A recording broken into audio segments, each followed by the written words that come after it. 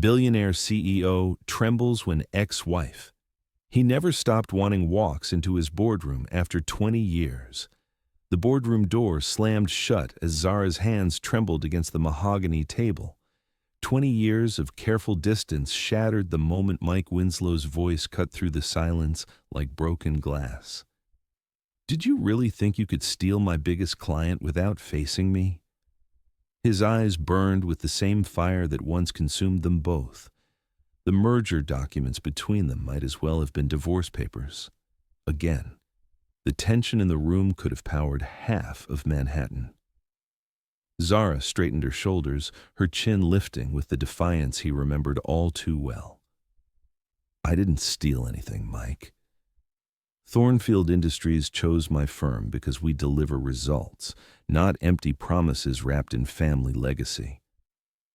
Mike's jaw tightened as he watched her fingers smooth the silk of her cream blouse, a nervous habit that hadn't changed in 2 decades. She looked stunning at 43, her warm brown skin glowing against the soft fabric, her dark eyes still capable of stopping his world with a single glance. The years had refined her beauty rather than diminished it, adding confidence to the grace that had first captured his heart when they were young and foolish enough to believe love conquered everything. Empty promises. He stepped closer, his 6'3" frame casting a shadow across the conference table. "Winslow Industries built half this city while you were... Where were you again? Oh, that's right. Building someone else's dreams." The barb hit its mark. Zara's composure flickered for just a moment, long enough for him to catch the flash of old pain in her eyes. 20 years ago, she'd chosen his brother Nate's promises of stability over Mike's passionate declarations of forever. The memory still tasted bitter on his tongue. "I built my own dreams, thank you very much." Her voice carried the steel that had made her one of the most respected consultants in corporate America. Stellar Consulting has restructured more failed companies than most firms see in a decade. "We save businesses, Mike. We don't just throw money at problems and hope they disappear." The accusation stung because it held a grain of truth. Mike had built his empire through calculated risks and strategic acquisitions, but Zara had always possessed the ability to see the human element he sometimes overlooked. It was one of the reasons he'd fallen so hard for her all those years ago. Before he could respond, the boardroom door opened with deliberate precision. Tasha Whitlock, Mike's executive assistant for the past 15 years, entered with the kind of purposeful stride that meant serious business. At 52, Tasha had seen Mike through every major decision since the divorce, and her loyalty was absolute. She'd also been the one to patch him back together when Zara left. "Mr. Winslow, Miss Sterling." Tasha's voice held its usual professional warmth, though Mike caught the slight emphasis on Sterling, Zara's maiden name, which she'd resumed after her second divorce.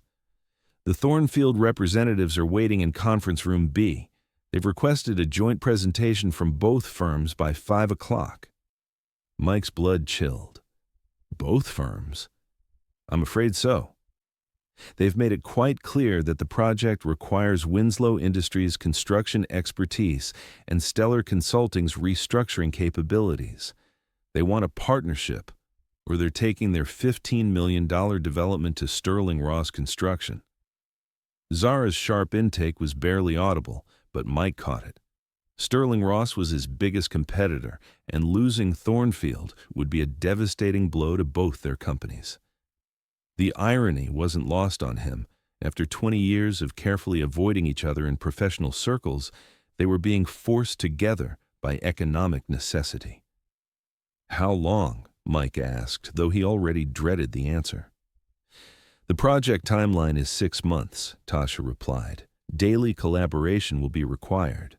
6 months. 180 days of working alongside the woman who destroyed his faith in love. Mike's mind immediately began calculating the cost of walking away, but the numbers were brutal. Winslow Industries had invested too heavily in recent acquisitions to absorb a loss this significant. Zara seemed to be running similar calculations. Her fingers drummed against the table, another old habit that sent unwelcome warmth through his chest. I assume they want the partnership formalized legally? A temporary merger for the duration of the project, Tasha confirmed. Joint operations, shared resources, unified decision-making structure. Absolutely not. The words exploded from Mike before he could stop them. I won't. You won't what? Zara's eyes flashed dangerously. Work with someone who might actually challenge your decisions? Someone who won't just nod and agree with everything you say? Someone who runs when things get complicated. He shot back, immediately regretting the words as they left his mouth. The silence that followed was deafening. Zara went very still, her expression carefully blank in a way that meant he'd drawn blood. When she spoke again, her voice was quietly controlled. I see.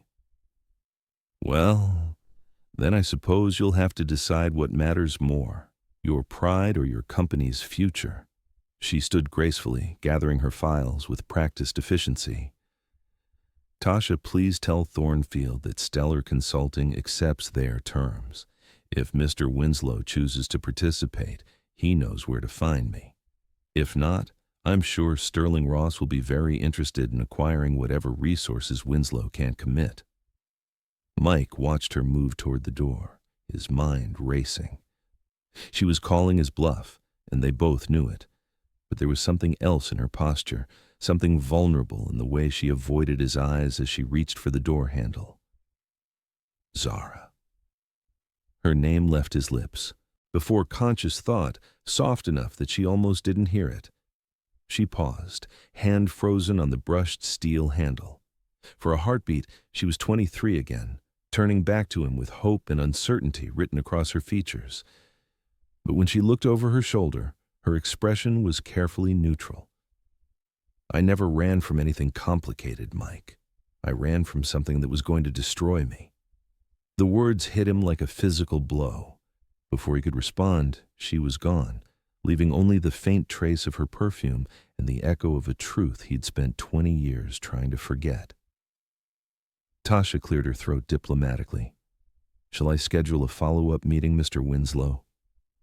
Mike stared at the closed door, his hands clenched at his sides. 20 years of careful distance destroyed in a single afternoon. The smart business decision was obvious: swallow his pride, accept the partnership, and keep his emotions locked away where they belonged. But standing in that boardroom, breathing in the lingering scent of jasmine and remembering the way Zara's voice had broken on the word destroy, Mike realized that some ghosts refused to stay buried. Schedule it, he said quietly. And Tasha, clear my calendar for the next 6 months. An hour later, Mike sat alone in his corner office, staring out at the Manhattan skyline he'd helped reshape. The setting sun painted the glass towers in shades of gold and amber, but all he could see was Zara's face when she'd said those final words. 20 years ago, she'd been Zara Williams, a brilliant young woman with dreams bigger than her circumstances and a smile that could light up the darkest corners of his soul. Fresh out of business school, she'd joined his company as a junior consultant, bringing innovative ideas and a passion for helping struggling businesses find their footing. He'd fallen for her intelligence first, the way she could dissect a company's problems and propose solutions that others missed. Then, he'd fallen for her laugh, rich and uninhibited, bubbling up at unexpected moments during long strategy sessions. Finally, he'd fallen for her heart, the way she genuinely cared about the people affected by corporate decisions. Their courtship had been a whirlwind of late-night planning sessions that turned into long conversations about everything and nothing. Mike had been 25 then, cocky and determined to prove himself worthy of the Winslow name. Zara had been the perfect partner, challenging his assumptions, supporting his ambitions, and grounding him when success threatened to go to his head. The proposal had been spontaneous, offered during a weekend trip to the botanical gardens where they'd escaped to discuss a particularly challenging case. Surrounded by cherry blossoms and possibility, Mike had dropped to one knee without a ring, armed only with promises and absolute certainty that they could conquer the world together. She'd said yes with tears streaming down her face, and for 6 months they'd been deliriously happy. Planning a wedding, building a life, talking about the family they'd create and the empire they'd rule side by side. Then Nate had returned from his year abroad. Mike's younger brother had always been charming where Mike was intense, easygoing where Mike was driven. Nate possessed an effortless charisma that drew people in, and he'd always resented living in Mike's shadow. When he'd seen Mike's happiness with Zara, that resentment had crystallized into something darker. The seduction had been subtle at first, friendly conversations that gradually became intimate confidences. Nate had painted himself as the steady alternative to Mike's volatile passion, offering Zara the security she'd never had growing up in foster care. He'd whispered doubts about Mike's commitment, suggested that his brother's love was too intense to last, too consuming to be healthy. Mike had watched it happen with growing alarm, but his attempts to warn Zara had only pushed her further toward Nate. Every conversation became an argument about trust and control. Every passionate declaration felt like proof of Nate's claims about Mike's possessive nature. The end had come swiftly. One morning, Mike had woken to find Zara's engagement ring on his kitchen counter and a letter explaining that she couldn't marry someone who loved so fiercely it felt like drowning. She'd chosen Nate's calm harbor over Mike's turbulent ocean, and Mike had been too proud to fight for her. The wedding had taken place 3 months later. Mike hadn't attended, but the society pages had been full of photos. Zara radiant in ivory silk, Nate beaming with victory, both families celebrating the union. Mike had thrown himself into work with dangerous intensity, building his company into an empire while his heart turned to stone. The marriage had lasted 5 years, long enough for them to have Candace, long enough for Zara to realize that Nate's stability was really stagnation, his charm a mask for fundamental weakness. The divorce had been quiet, civilized, and devastating for everyone involved. Since then, Mike and Zara had moved in the same professional circles without ever directly interacting. He'd watched from a distance as she built stellar consulting into a powerhouse, earning respect in an industry that rarely welcomed women with open arms. She'd watched him transform Winslow Industries from a regional construction company into a national real estate empire. They'd both succeeded beyond their wildest dreams. They'd both remained essentially alone. Now, a soft knock on his office door interrupted his brooding. "Come in." Tasha entered with her usual efficiency, carrying a steaming cup of coffee and a tablet loaded with information. "I've pulled together everything you'll need for tomorrow's partnership meeting. Financial projections, project timelines, resource allocation proposals." Mike accepted the coffee gratefully, inhaling the rich aroma. "What's your honest assessment, Tasha?" She settled into the chair across from his desk, her expression thoughtful. "Professionally? It's the smartest move we could make. Zara's reputation is impeccable, her team is top-notch, and Stellar's track record speaks for itself. This partnership could open doors we've never been able to access." "And personally?" Tasha's smile was gentle but knowing. "Personally, I think you've been half alive for 20 years, and maybe it's time to stop punishing yourself for loving someone who was too scared to love you back." The observation hit closer to home than Mike cared to admit. She wasn't too scared. She made a choice. She made a mistake, Tasha corrected firmly. A young woman's mistake, influenced by a man who saw an opportunity to hurt his brother. But that was 20 years ago, Mike. People change. People grow. Before he could respond, his desk phone rang. The caller ID made his stomach clench. Candace Winslow, his daughter. "Dad?" Candace's voice was bright with excitement, though he caught the underlying current of nervousness. "I heard about the merger from Mom. Is it true you'll be working together?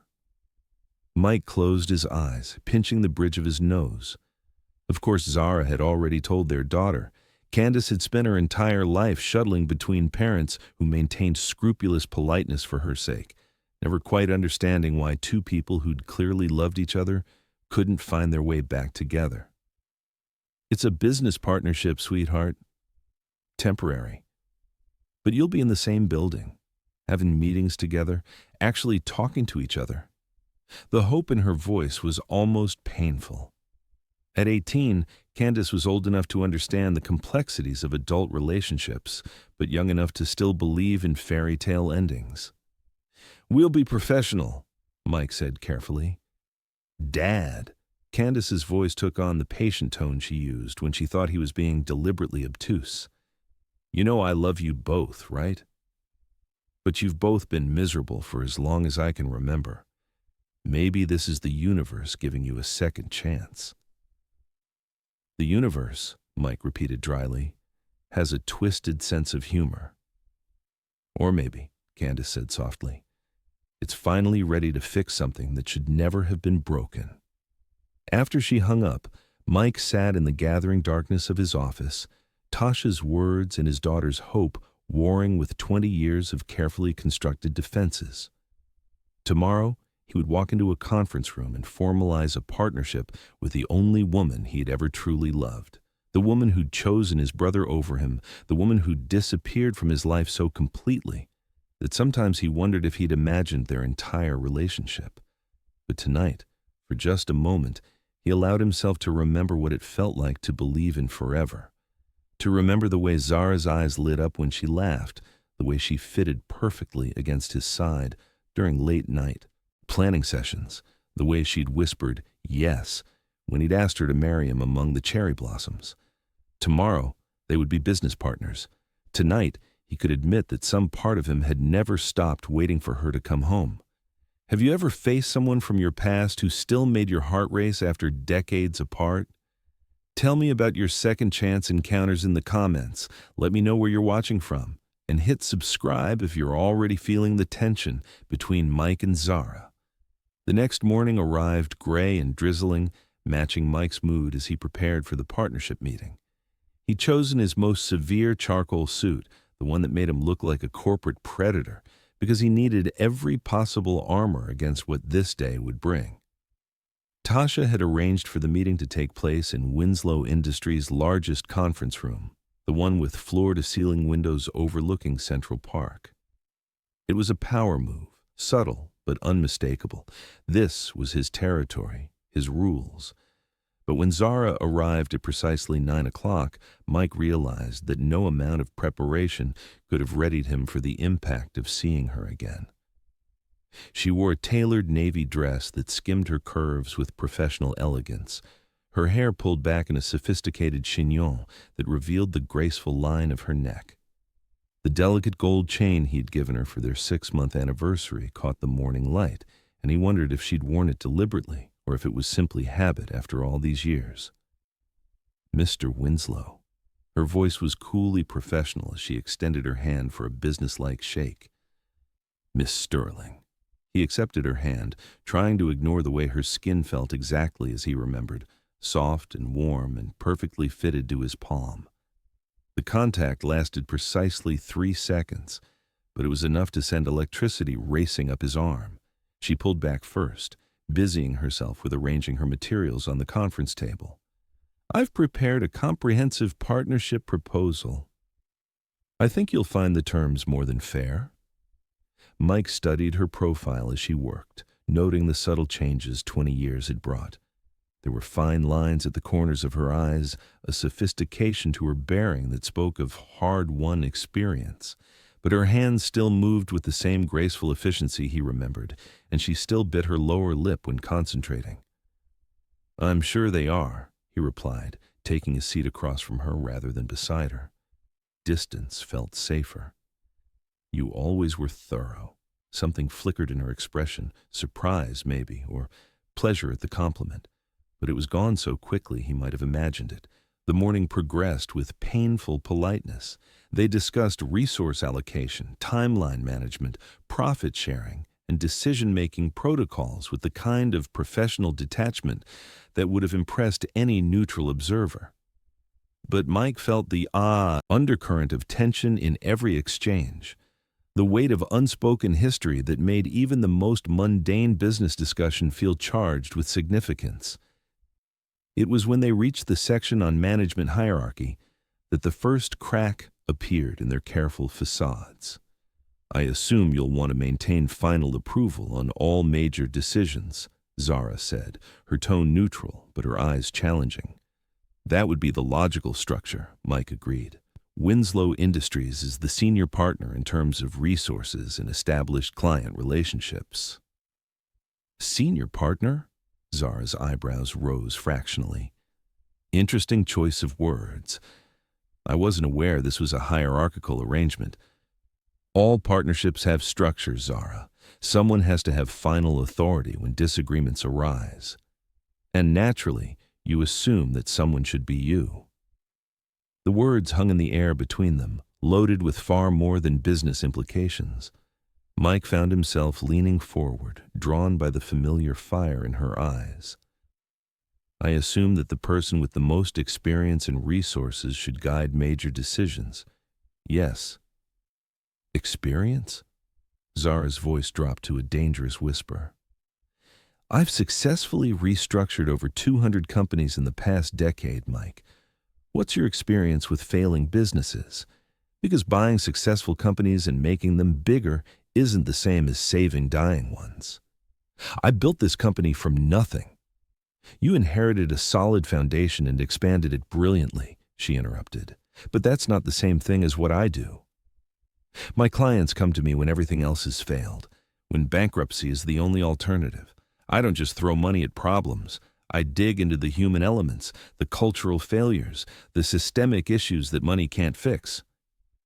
Mike felt his temper rising, but underneath it was something else, a familiar respect for her intelligence, her passion for the work that had always driven her.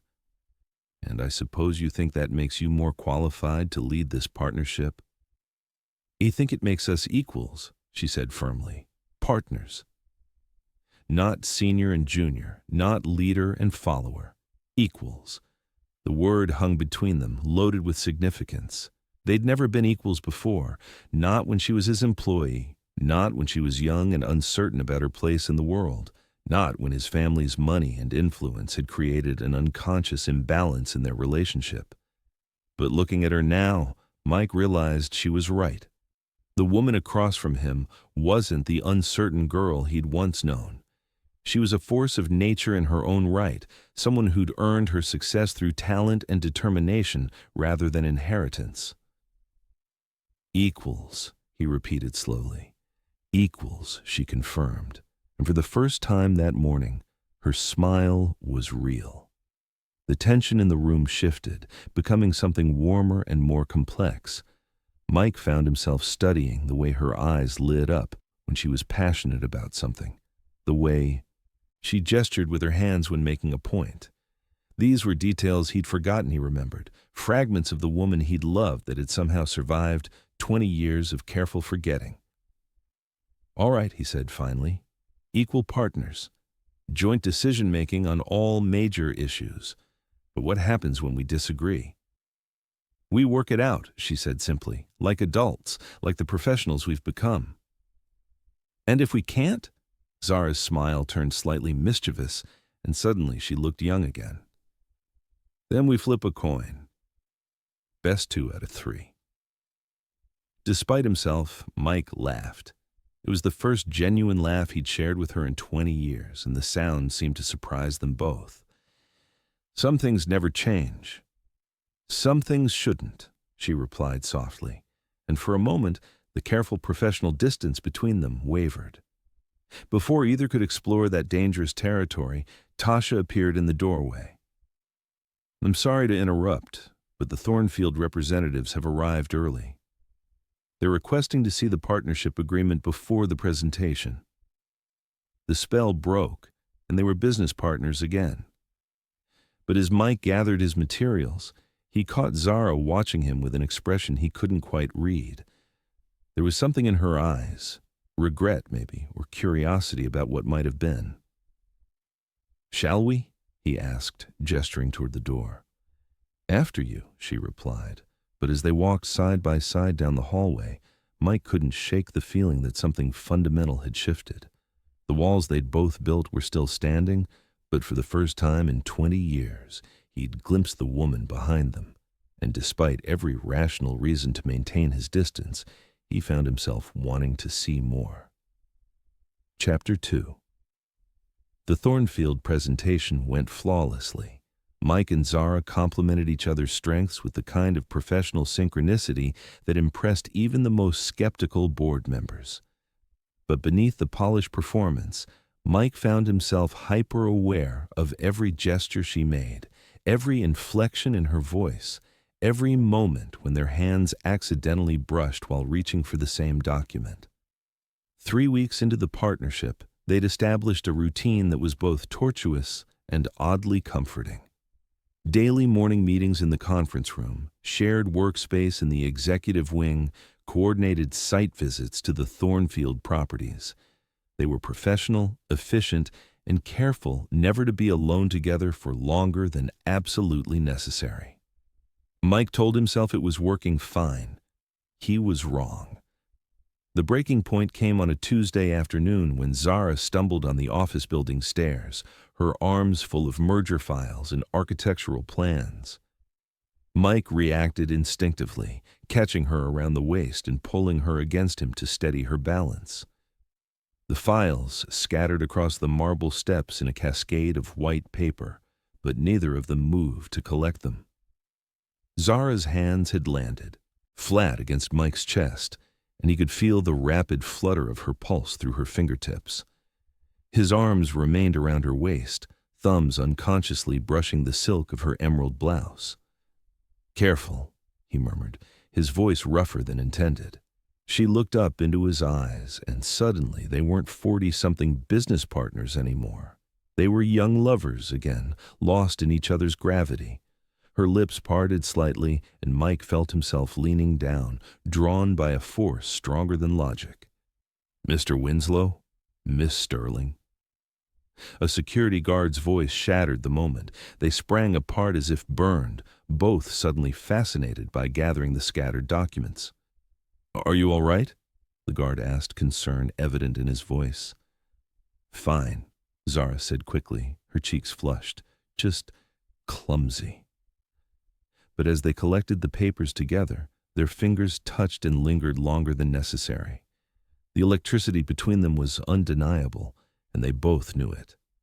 That evening, Mike found himself working late again, unable to concentrate on anything except the memory of Zara in his arms. The way she'd fitted against him so perfectly, as if 20 years hadn't passed. The way her breath had caught when he'd whispered her name. He was still lost in those dangerous thoughts when his office door opened without a knock. Only one person had that privilege. "You're broodin' again," Tasha observed, settling into the chair across from his desk with 2 cups of coffee. "I'm working." "You're staring at the same contract you've been holding for an hour." She slid 1 cup across to him. "Talk to me, Mike." He accepted the coffee gratefully, inhaling the rich aroma before taking a sip. Tasha made the best coffee in Manhattan, but tonight it tasted like regret and possibilities. "She's different," he said finally. "Different how?" Mike struggled to find the words. "Stronger. More confident. When we were young, she always seemed to be seeking approval, especially from my family. Now she doesn't need anyone's validation."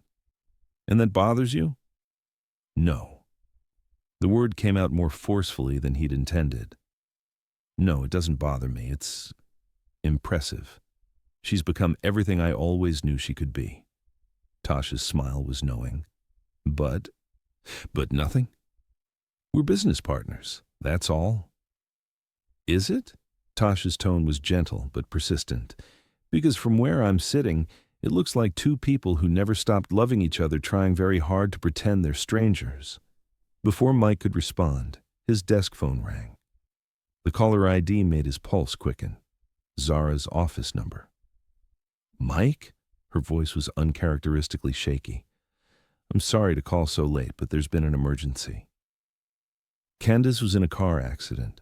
Everything else disappeared. The careful distance, the professional boundaries, the weight of their complicated history. None of it mattered. Only his daughter mattered. How bad? His voice was steady despite the ice flowing through his veins. She's conscious, but they're keeping her overnight for observation. Possible concussion. I'm at Mount Sinai. I'm on my way. The drive to the hospital passed in a blur of traffic lights and terrible possibilities. Mike's hands gripped the steering wheel as his mind raced through worst-case scenarios. Candace was 18, brilliant and beautiful and full of life. She had to be okay. She had to be. He found Zara in the family waiting area, pacing beside a wall of windows that looked out onto the city lights. She'd changed from her work clothes into jeans and a soft sweater, her hair loose around her shoulders. She looked younger, more vulnerable, and absolutely terrified. How is she? He asked immediately. Stable, awake, asking for both of us? Zara's voice broke slightly on the last words. The doctor said the CT scan looks good, but they want to monitor her overnight to be safe. Relief flooded through him so intensely that his knees nearly buckled. Can we see her? In a few minutes, they're just finishing up some tests. They sat down in uncomfortable plastic chairs, maintaining careful distance even in crisis. But Mike couldn't help noticing the way Zara's hands trembled as she reached for her coffee cup, the dark circles under her eyes that suggested she'd been crying. What happened? He asked gently. Drunk driver ran a red light. Hit her car on the passenger side. Zara's voice was hollow with exhaustion and fear. If she'd been sitting in the passenger seat, if her friend hadn't been driving. She didn't finish the sentence, but she didn't need to. Mike understood the terrible mathematics of almost loss, the way a few inches or seconds could mean the difference between tragedy and miracle. She's okay, he said firmly. She's going to be fine. I know. Zara wiped her eyes with the back of her hand. I know that logically, but when they called me, when they said there'd been an accident, she took a shuddering breath. For a moment, I thought I was going to lose the most important thing in my life. The raw honesty in her voice broke something open in Mike's chest. Without thinking, he reached over and covered her hand with his. She didn't pull away. She's strong, he said quietly, like her mother. Zara looked up at him, surprise flickering in her dark eyes. I was so scared, Mike.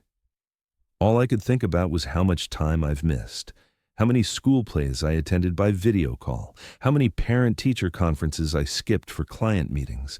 I was so busy proving I could succeed without... She stopped abruptly. Without what? Without you, she finished in a whisper. I was so busy proving I could build a life without you that I forgot to actually live it. The admission hung between them like a bridge neither was quite ready to cross. Mike felt his thumb stroke across her knuckles, a gesture so natural he didn't realize he was doing it until she looked down at their joined hands. We both forgot a lot of things, he said softly. Before either could explore what that meant, a nurse appeared in the doorway. Mr. Winslow. Miss Sterling. Candace is asking for you. They followed the nurse down a sterile hallway to a private room where their daughter lay propped up in bed, looking pale but alert. A butterfly bandage decorated her left temple, and her smile was slightly lopsided from the pain medication, but she was unmistakably, beautifully alive. Mom, Dad. Her voice was soft but steady. I'm okay. Really. Stop looking like someone died. Mike felt his throat close with emotion. Zara moved to one side of the bed while he took the other, their earlier tension forgotten in the face of parental relief. How are you feeling, sweetheart? Zara asked, smoothing Candace's hair back from her forehead. Like I got hit by a truck, which I guess I sort of did. Candace's attempted humor fell flat, but Mike appreciated the effort. The doctor said I can go home tomorrow if the overnight observation goes well. You're staying with me, Mike said immediately. No arguments. Actually, Candace said carefully, I was hoping I could stay with both of you. You know, like when I was little and got sick. Mike remembered those times, the rare occasions when Candace's childhood illnesses had required both parents to set aside their careful distance and focus entirely on their daughter. They'd taken turns sitting by her bedside, bringing soup and reading stories, creating a temporary bubble of family unity that always felt achingly natural. Sweetheart, Zara began gently, you know your father and I are working together now, Candace interrupted. For the first time in 18 years, you're actually in the same place at the same time. Can't we just pretend to be a normal family for one night? The request was simple and impossible all at once. Mike looked across the hospital bed at Zara, seeing his own conflict reflected in her eyes. Spending the night in the same space, dropping their professional barriers, caring for their daughter together. It was exactly what they both wanted and exactly what they feared. Okay, Zara said quietly, if that's what you want. It is, Candace said firmly. Besides, you both look like you need the comfort more than I do. She wasn't wrong. Despite the doctor's reassurances, neither parent was ready to let their daughter out of sight. They arranged for Candace to be discharged the next morning to Mike's penthouse, where the guest suite could accommodate Zara's overnight stay. As they settled into the family lounge to wait out the hospital's observation period, Mike found himself studying Zara in the soft overhead lighting.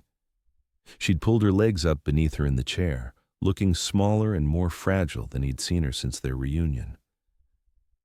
I've been thinking, she said suddenly, not looking at him, about what you said in the boardroom. About running when things get complicated. Mike shifted uncomfortably. Zara, you don't have to. Yes, I do. She turned to face him, her expression serious. You were right. I did run, but not for the reasons you think. She was quiet for so long that Mike thought she'd changed her mind about sharing. Then she took a deep breath and continued. When Nate started paying attention to me, I was flattered at first. He was charming and easy to be with, but more than that, he made me feel safe. Safe from what? From you. The words were barely audible.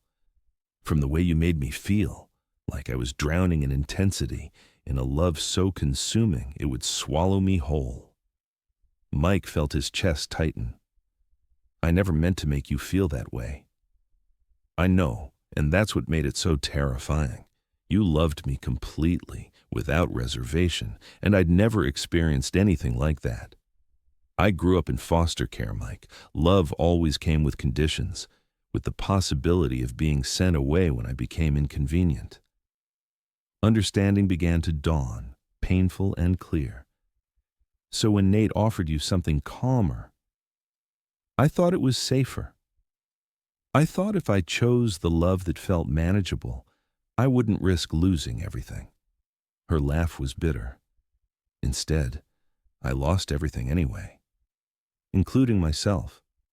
They sat in silence for a moment, the weight of 20 years of misunderstanding settling between them. Mike wanted to reach for her, to tell her that she'd never been in danger of losing herself with him, that he'd loved her strength as much as her vulnerability, her independence as much as her need for connection. But before he could find the words, a commotion in the hallway interrupted them. A man's voice, loud and demanding, was arguing with the nursing staff. I don't care about visiting hours. That's my daughter in there.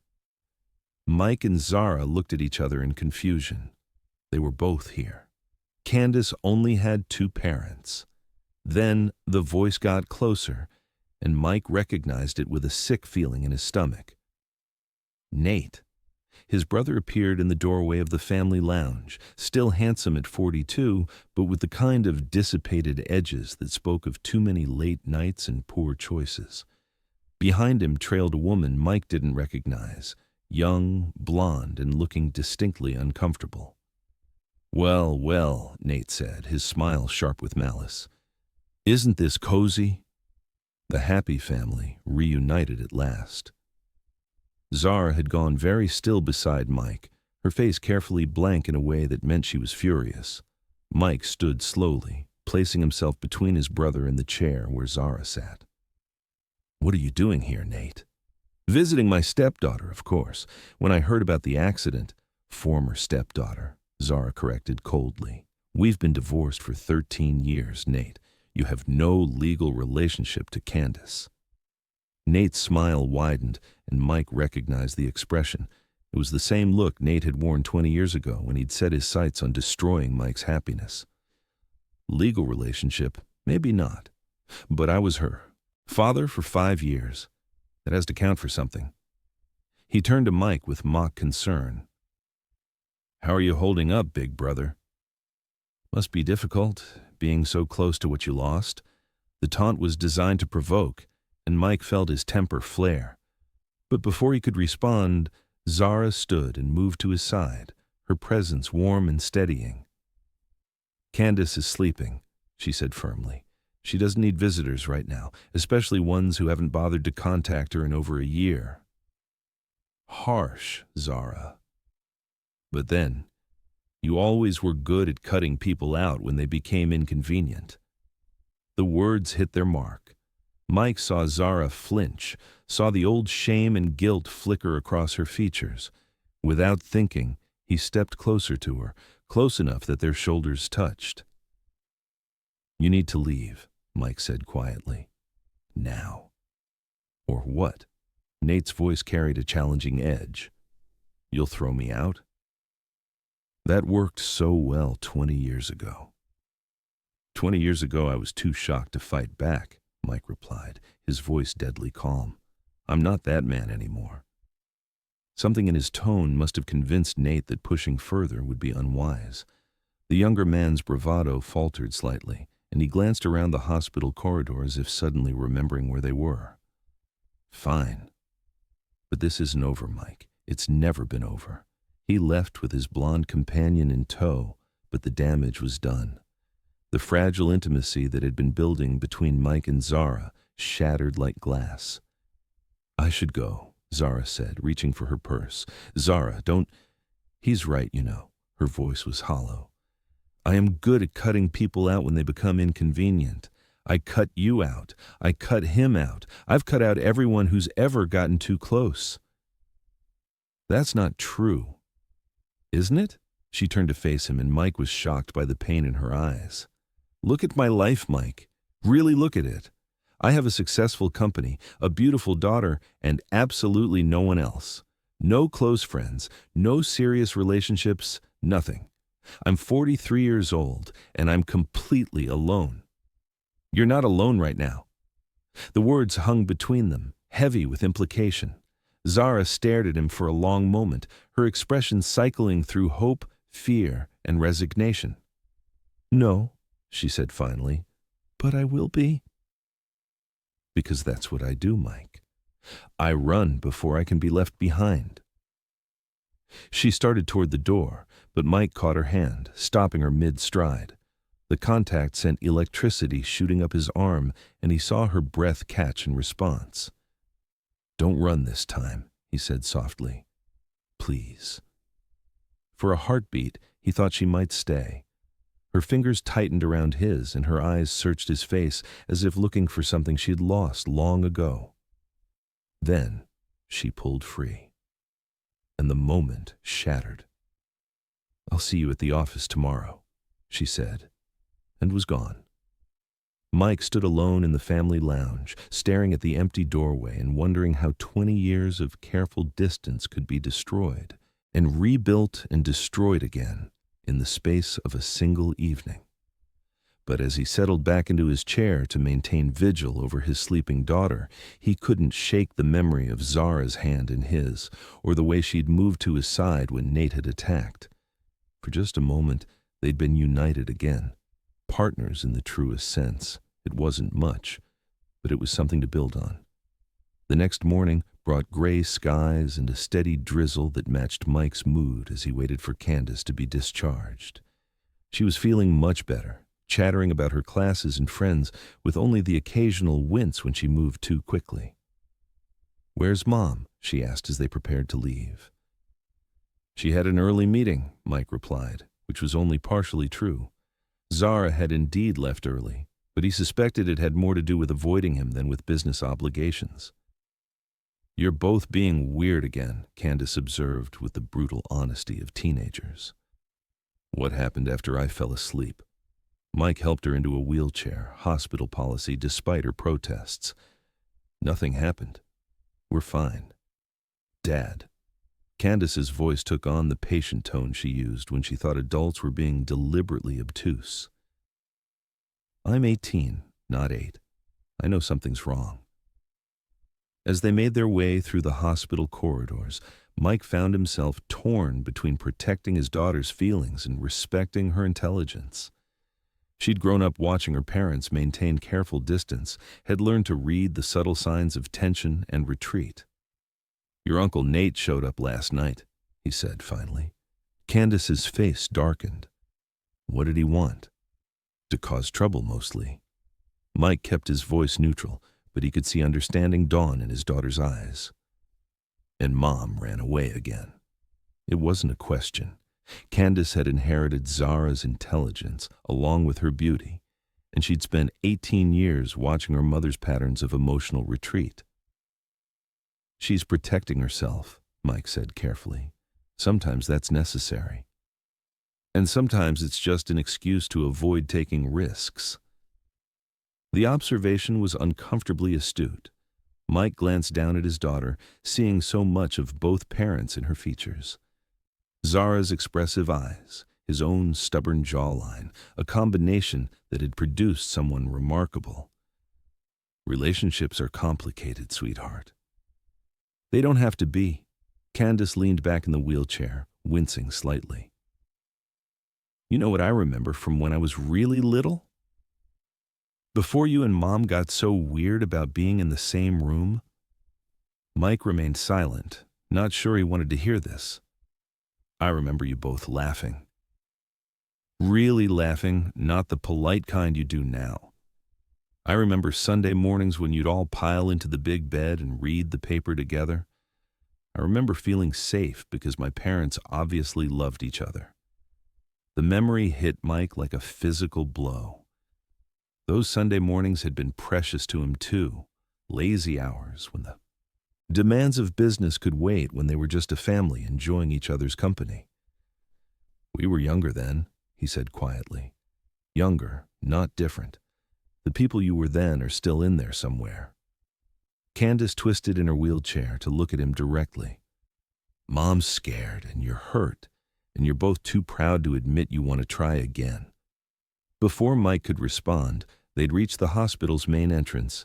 His driver was waiting with the car, and the moment for intimate conversation had passed. But as they drove through the city toward his penthouse, Mike found himself thinking about Candace's words, about the people they'd been 20 years ago, and the people they'd become, and whether there was any way to bridge the gap between past and present. At the penthouse, he settled Candace in the guest suite with strict instructions to rest and call if she needed anything. Then he stood at his floor-to-ceiling windows, looking out at the city spread below, and tried to figure out how to navigate the impossible situation he'd found himself in. He was still standing there an hour later when Tasha arrived with coffee and a concerned expression. "How's our patient?" she asked, settling into his favorite armchair as if she owned the place. "Better? Complaining about being babied, so I know she's feeling more like herself." "And her mother?"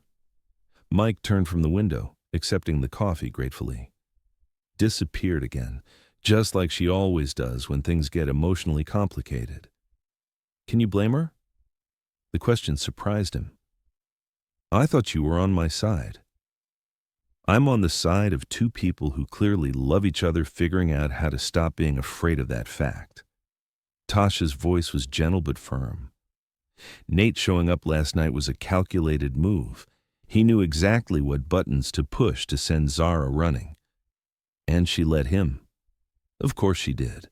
The woman spent 5 years married to a man who manipulated her into leaving the love of her life. You think she doesn't know how easily she can be played? Mike sank into the chair across from Tasha, suddenly feeling exhausted. So what am I supposed to do? Chase after her? Demand she stop being afraid? Force her to trust me? You could start by trusting her. What do you mean? Tasha leaned forward, her expression serious. Mike, in the 20 years I've worked for you, I've watched you date beautiful women, intelligent women, successful women, and not one of them has ever come close to affecting you the way Zara does. Not one of them has ever made you laugh the way she did in that conference room last week. That doesn't mean, it means you're still in love with her. And based on the way she looks at you when she thinks no one's watching, she's still in love with you too. Tasha stood, smoothing her skirt with brisk efficiency. The question is whether you're both brave enough to do something about it. After she left, Mike found himself alone with his thoughts and the steady rhythm of rain against the windows. Somewhere across the city, Zara was probably sitting in her own office, staring at the same gray sky and wrestling with the same impossible questions. The merger project demanded their continued collaboration. 6 months of daily interaction, shared decisions, forced proximity. They could maintain their professional distance, complete the contract, and go back to their separate lives. Or they could acknowledge what was growing between them and see where it led. The thought terrified and exhilarated him in equal measure. But as he remembered the way Zara had moved to his side when Nate attacked, the way her hand had felt in his at the hospital, the way she'd admitted to running from love because it felt too consuming, Mike realized that some risks were worth taking, even if they destroyed you in the process. The next few days passed in a strange sort of suspended animation. Zara returned to work with renewed professional focus, throwing herself into the merger details with an intensity that impressed even Mike. They maintained their careful distance, interacting only when business demanded it, speaking in the polite tones of colleagues who had no history beyond contract negotiations. But Mike couldn't stop watching her.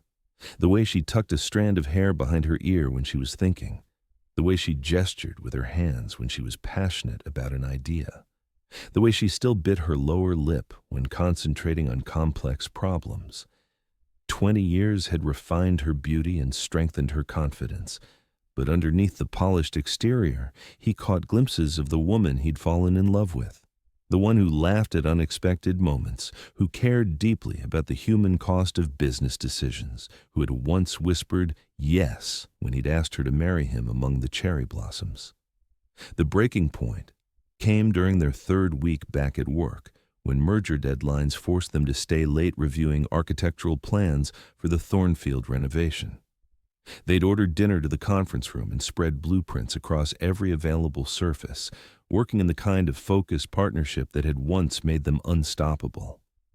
The structural modifications in Building C are going to require specialized engineering, Zara said, tracing her finger along the proposed changes. I know someone who might be perfect for the job. Oh, Mike looked up from the financial projections he'd been reviewing. She's brilliant with adaptive reuse projects, turns condemned buildings into architectural showcases while preserving their historical integrity. Zara's eyes lit up with enthusiasm. She worked on the renovation of the old Paramount Theater downtown, completely transformed the space while honoring its original character. Mike found himself smiling at her excitement. Sounds like exactly what we need. I think so too. I'll set up a meeting for tomorrow afternoon. Good. He returned his attention to the numbers, but couldn't quite focus. Something about Zara's animation when discussing the project reminded him of earlier times when they'd spent hours planning strategies and dreaming about the buildings they'd create together. Mike? Her voice was softer now, uncertain. Thank you for not making this impossible, for being professional despite everything. He looked up to find her watching him with an expression he couldn't quite read. Despite what? Despite the fact that I've been horrible to work with, running hot and cold, avoiding you, acting like a coward. You haven't been horrible. Haven't I? Zara stood and moved to the window, gazing out at the city lights. I spent 20 years building a reputation as someone who could handle any situation, solve any problem. But put me in a room with you, and I turned back into that scared girl who didn't know if she deserved to be loved. The admission hung between them like a bridge. Mike set down his pen and really looked at her. The elegant line of her silhouette against the window, the vulnerability in her posture that contrasted sharply with her usual confident bearing. For what it's worth, he said quietly, you always deserve to be loved. That was never the question.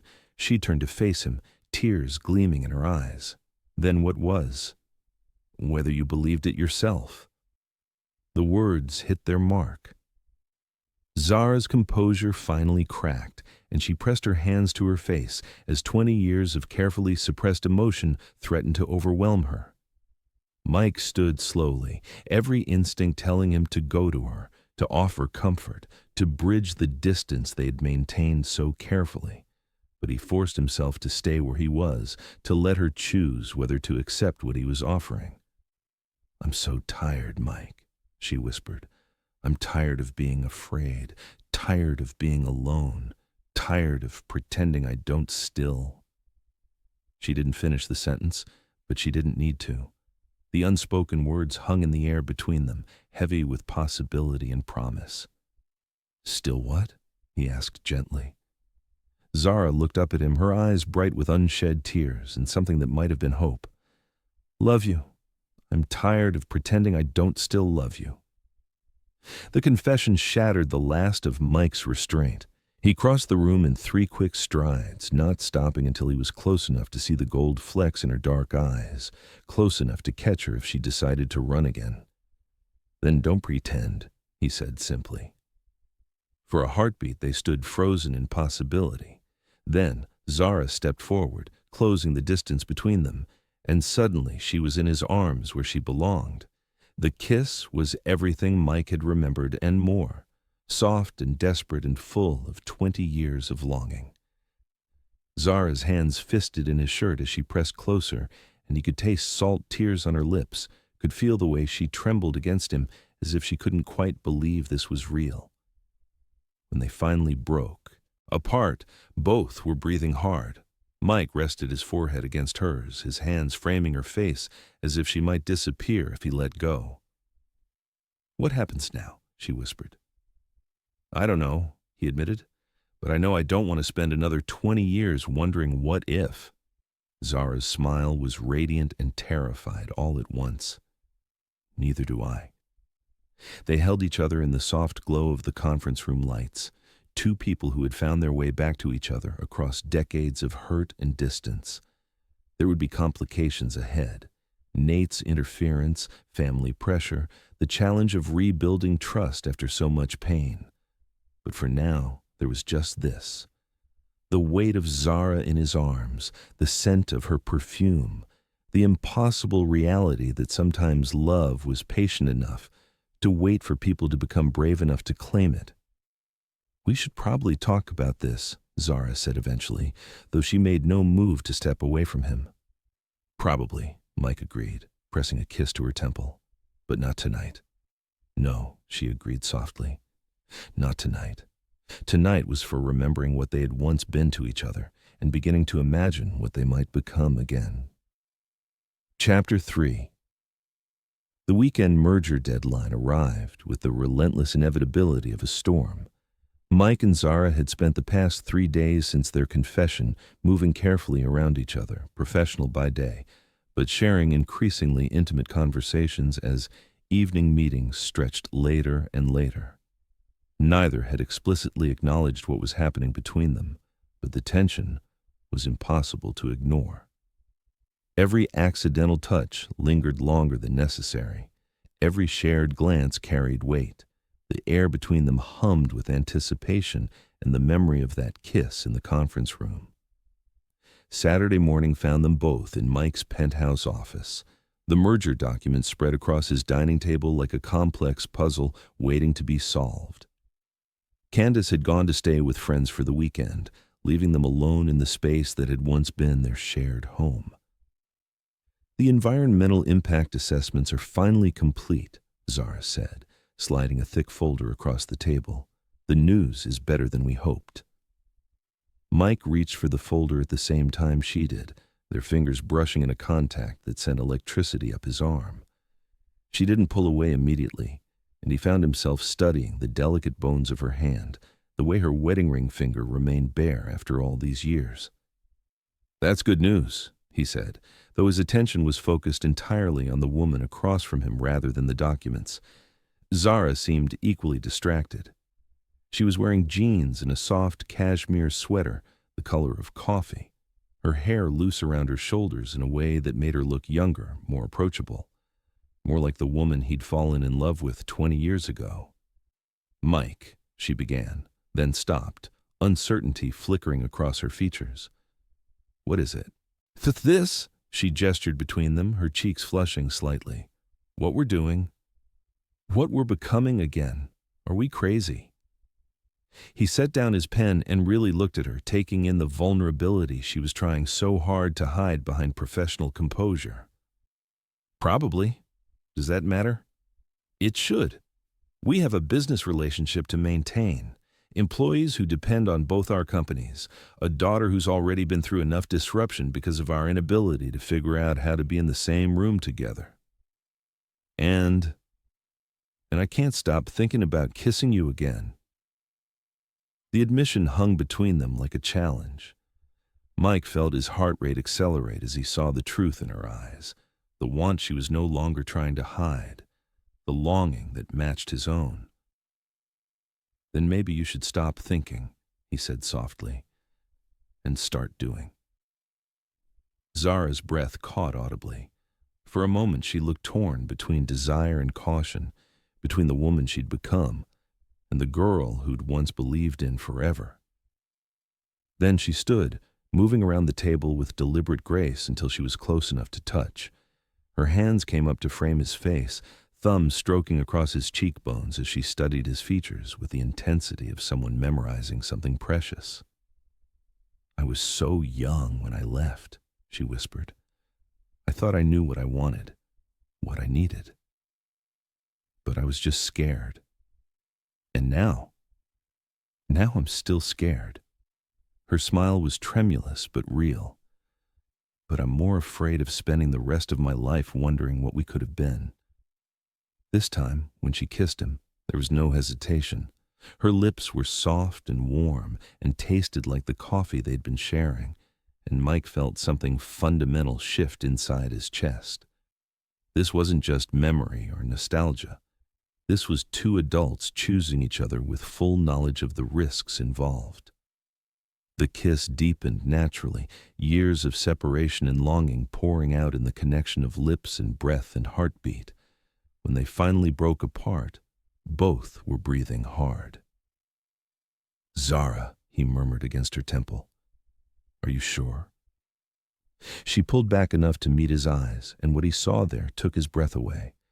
Gone was the uncertainty, the fear that had defined so many of their recent interactions.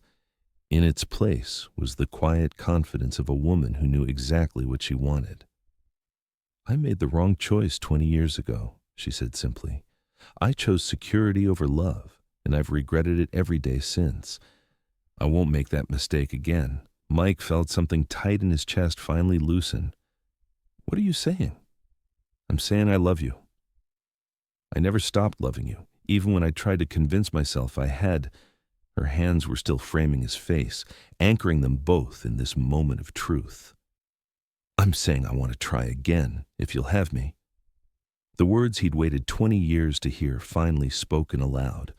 Mike closed his eyes for a moment, overwhelmed by the magnitude of what she was offering. "If I'll have you?" He laughed, the sound rough with emotion. "Zara, you've been the missing piece of my life since the day you walked away. Of course I'll have you. I'll take whatever you're willing to give me." "Everything," she said without hesitation. I want to give you everything this time." The promise in her voice undid him completely. Mike stood, lifting her with him, and this time when they kissed, it was with the understanding that they were crossing a line they couldn't uncross, that whatever happened next would change everything between them. "Are you sure?" he asked one more time, because he needed to be certain, needed to know that she wouldn't wake up tomorrow and regret this choice. "I've never been more sure of anything in my life," she replied, and the quiet conviction in her voice erased his last doubts. Time seemed to suspend as Mike took her hand and led her through the penthouse to his bedroom. The space was masculine and elegant, with floor-to-ceiling windows that offered a panoramic view of the city spread out below. But Zara's attention was focused entirely on the man beside her, on the way he was looking at her as if she were something precious and long lost, finally returned home. 20 years, she whispered as they stood beside the bed, her hands tracing the familiar lines of his face. 20 years I've wondered what this would feel like. And his voice was rough with anticipation and something deeper, love so profound it had survived decades of separation. It feels like coming home. Mike's response was wordless, conveyed through touch as his hands found the hem of her sweater and lifted it gently over her head. The afternoon light streaming through the windows painted her skin in shades of gold and amber, and he marveled at how perfectly she still fitted against him, how right this felt despite all the years between. They undressed each other slowly, reverently, learning the ways their bodies had changed and marveling at all the ways they hadn't. Every touch was a question and an answer, every kiss a promise being renewed.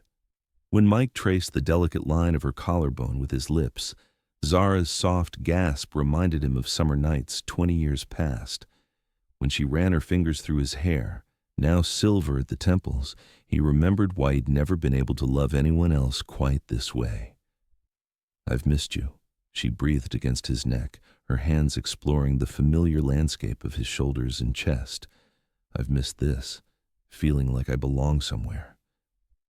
"You do belong," he murmured, his lips finding the sensitive spot just below her ear that had always made her shiver.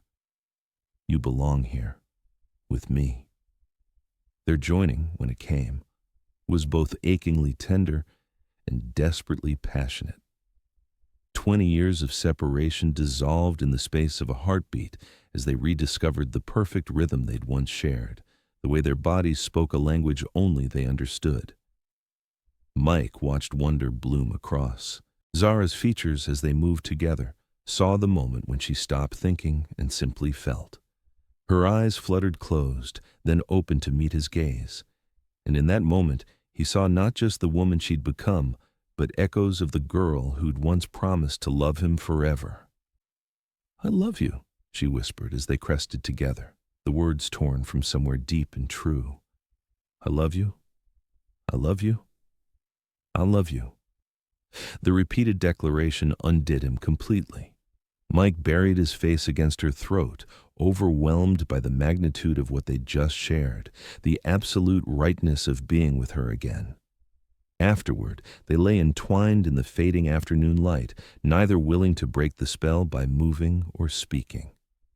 Zara's head rested on Mike's chest, her fingers tracing lazy patterns on his skin, and he found himself marveling at how completely she filled the space that had been empty for 20 years. "What happens now?" she asked eventually, echoing the question from their first kiss. "Now we figure it out," he replied, pressing a kiss to the top of her head. "Together. The merger will be the most successful project either of our companies has ever undertaken," he finished firmly, "because we're stronger together than we've ever been apart." Zara tilted her head to look at him, her expression soft with contentment and something that might have been hope. "You really believe that?" "I know it." Mike's conviction was absolute. "We were good together before, Zara. We can be extraordinary together now." She smiled, the expression transforming her face with radiant joy. "I love the sound of that." As evening settled over the city, they talked about everything and nothing, their fears, their hopes, the practical challenges of rebuilding a relationship in the public eye.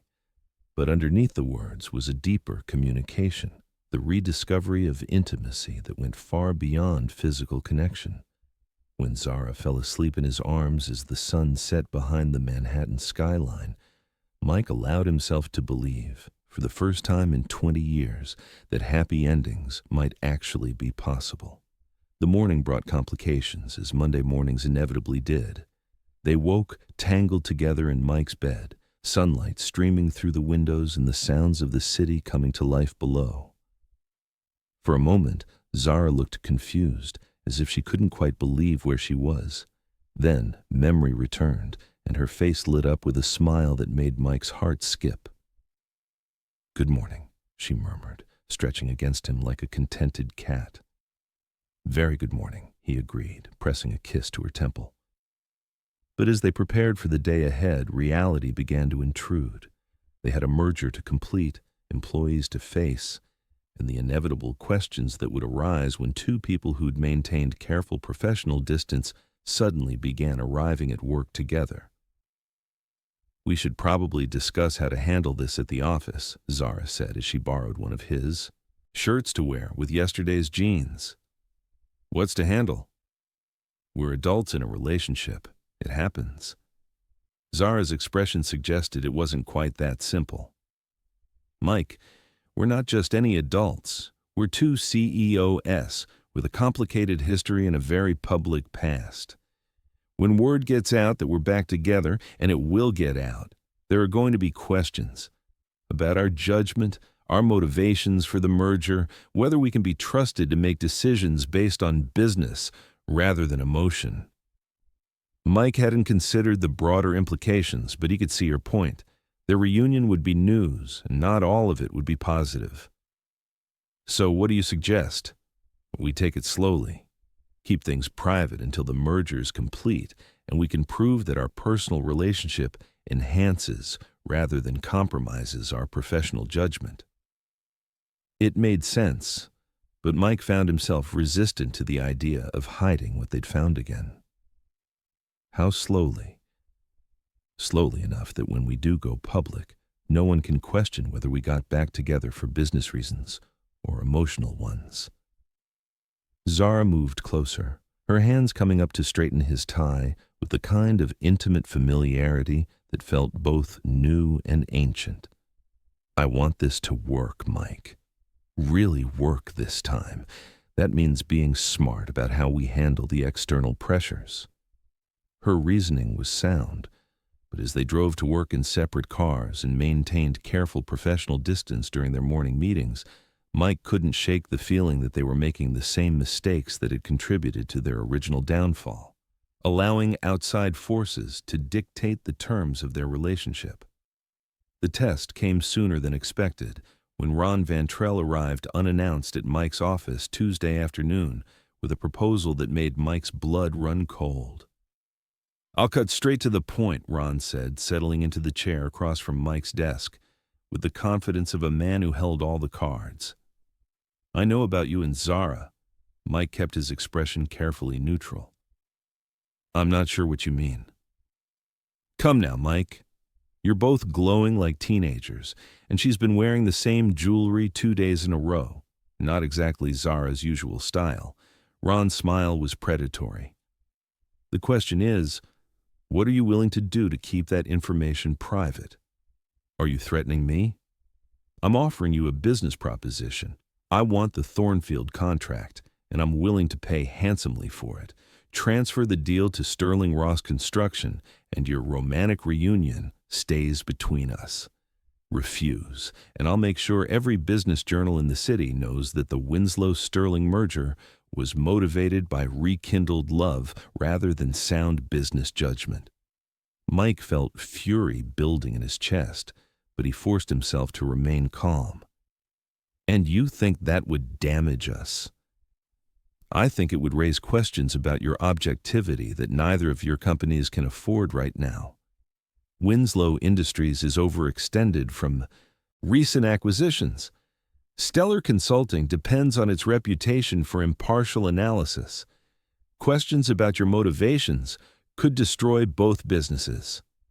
The threat was real and well calculated. Mike could see exactly how the story would play out in the press: two former lovers reuniting through business, questions about whether their judgment could be trusted, speculation about whether their relationship was genuine or strategic. But as he looked at Ron's smug expression, Mike realized something important. He was no longer the young man who'd let pride keep him from fighting for what mattered, and he wasn't willing to let anyone dictate the terms of his relationship with Zara ever again. "Here's my counter-offer," Mike said calmly. "Get out of my office before I have security escort you out. And if you so much as think about threatening Zara or spreading rumors about our relationship, I'll make sure every potential client knows exactly what kind of man you really are." Ron's confidence faltered slightly. "You're making a mistake, Mike." "No," Mike replied, standing to his full height and fixing Ron with a stare that had intimidated much more powerful men. "I made my mistakes 20 years ago. I'm not making any more." After Ron left, Mike sat alone in his office, staring out at the city skyline and thinking about courage, about choices, and about the difference between protecting something and hiding from it. When Zara knocked on his door an hour later, he knew exactly what he needed to say. "We need to talk," she said, closing the door behind her. "Ron Van Trell just paid me a visit." "I know, he was here too." Zara sank into the chair across from his desk, her face pale with worry. "Mike, if this gets out before we're ready, then we'll handle it," he interrupted gently. "Together. But our reputations, we'll survive. Zara, listen to me." Mike moved around his desk to kneel beside her chair, taking her hands in his. 20 years ago, we let other people's opinions and interference destroy what we had. We let fear make our decisions for us. I won't do that again." "What are you saying?" "I'm saying I love you, and I'm not ashamed of that fact. I'm saying that our relationship makes us stronger, not weaker, and anyone who can't see that doesn't deserve our business anyway." He brought her hands to his lips, pressing a gentle kiss to her knuckles. "I'm saying I want to stop hiding." Tears gathered in Zara's eyes, but she was smiling. "Are you sure? Because once we go public, there's no taking it back." "I've never been more sure of anything in my life," Mike replied, echoing her words from the weekend. "The question is, are you ready to be brave with me?" Zara's answer was to lean forward and kiss him, soft and sure and full of love. When they broke apart, her smile was radiant. "Let's go be brave," she said, and hand in hand they walked out of his office to face whatever came next, together. Chapter 4. The decision to go public. With their relationship proved both liberating and terrifying. Mike and Zara spent the next few days navigating the careful balance between professional respect and personal intimacy, learning how to be partners in every sense of the word. The first test came from an unexpected source: Candace. "So," their daughter said over dinner at Mike's penthouse Wednesday evening, "are you two going to keep pretending you're not back together? Or can we all just admit what's obvious?" Mike nearly choked on his wine. Zara set down her fork with deliberate precision, her cheeks flushing slightly. "What makes you think—" Mike began. "Dad, please." Candace's expression was a mixture of amusement and exasperation. "Mom's been wearing the same perfume she wore when I was little, the one that always made you smile when she walked into a room. You've both been grinning like idiots for 3 days, and this morning, Mom was humming while she made coffee. She never hums unless she's really, truly happy." Zara and Mike exchanged glances across the dinner table, both realizing their 18-year-old daughter had seen through their careful discretion with embarrassing ease. "Are you okay with this?" Zara asked carefully. If your father and I were to explore rebuilding our relationship." Candace's laugh was rich with relief. "Mom, I've been hoping you two would figure this out since I was old enough to understand why you were both so miserable apart. The only thing that would make me happier is if you'd stop tiptoeing around each other and just be together." The blessing from their daughter felt like removing a weight Mike hadn't realized he'd been carrying, but their moment of family unity was interrupted by the sharp ring of his phone. "Mike," his mother's voice was crisp with disapproval. "We need to talk. Now." Lou Ann Winslow arrived 30 minutes later, her silver hair perfectly styled despite the late hour, her expression carrying the kind of Arctic displeasure that had intimidated businessmen for decades. She swept into the penthouse like a force of nature, barely acknowledging Zara's presence. "Candace, darling, go to your room," she commanded. "This is adult business." "Grandmother, now." Candace shot her parents an apologetic look and retreated, leaving the three adults alone in a tension-filled silence. "Mother," Mike began, "what's this about?" "It's about the fact that half of Manhattan is buzzing with rumors about you and this woman," Lou Ann replied, her gaze fixed on Zara with undisguised hostility. "It's about the fact that you're jeopardizing everything our family has built for the sake of someone who destroyed you once and will do it again." Zara stood slowly, her posture erect and dignified, despite the attack. "Mrs. Winslow, I understand your concerns." "Do you?" Lou Ann's voice was sharp as broken glass. "Do you understand that my son spent 5 years rebuilding himself after you left him for his brother? Do you understand that Winslow Industries nearly collapsed because he was too heartbroken to function properly? Do you have any comprehension of the damage you caused?" Each word hit like a physical blow, and Mike watched Zara's composure crack slightly. He moved to stand beside her, close enough that their shoulders touched. "That's enough," he said quietly. "Is it? Because from where I'm standing, it looks like you're making the same mistake all over again." Lou Ann turned her attention back to Mike, her expression softening slightly. "Son, I know you think you love her, but I don't think anything. I know I love her. And I know that what happened 20 years ago was complicated and painful for everyone involved, but we're not the same people we were then. Aren't you?" Lou Ann's laugh was bitter. She's still the same woman who chose security over love when things got difficult. What makes you think she won't do it again? Before Mike could respond, Zara stepped forward, her voice steady despite the pain in her eyes. "You're right," she said simply. "I did choose security over love 20 years ago, and it was the biggest mistake of my life." Lou Ann blinked, clearly not expecting such direct acknowledgement. "I was 23 years old and terrified," Zara continued. "I'd grown up in foster care, never had a family, never experienced the kind of consuming love Mike offered. When Nate suggested that maybe such intensity wasn't healthy, wasn't sustainable, I believed him because I was too young and scared to trust my own heart." She paused, gathering herself before continuing. "But I'm not that frightened girl anymore.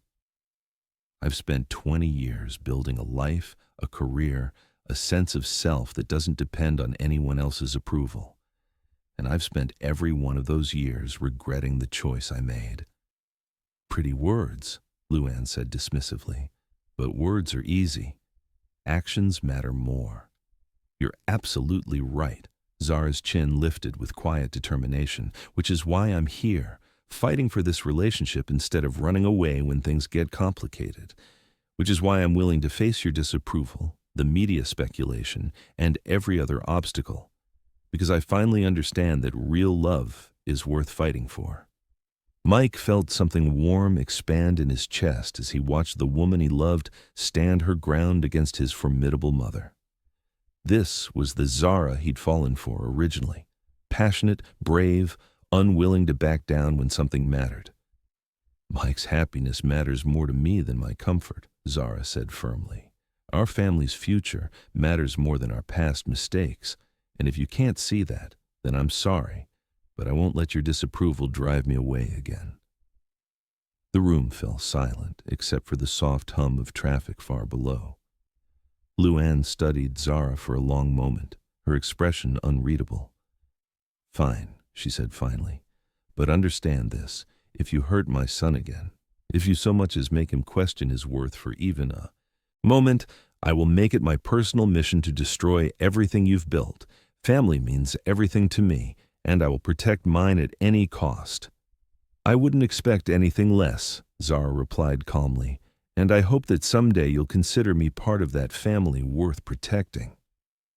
After Luann left, Mike and Zara sat together on the couch, both emotionally drained by the confrontation.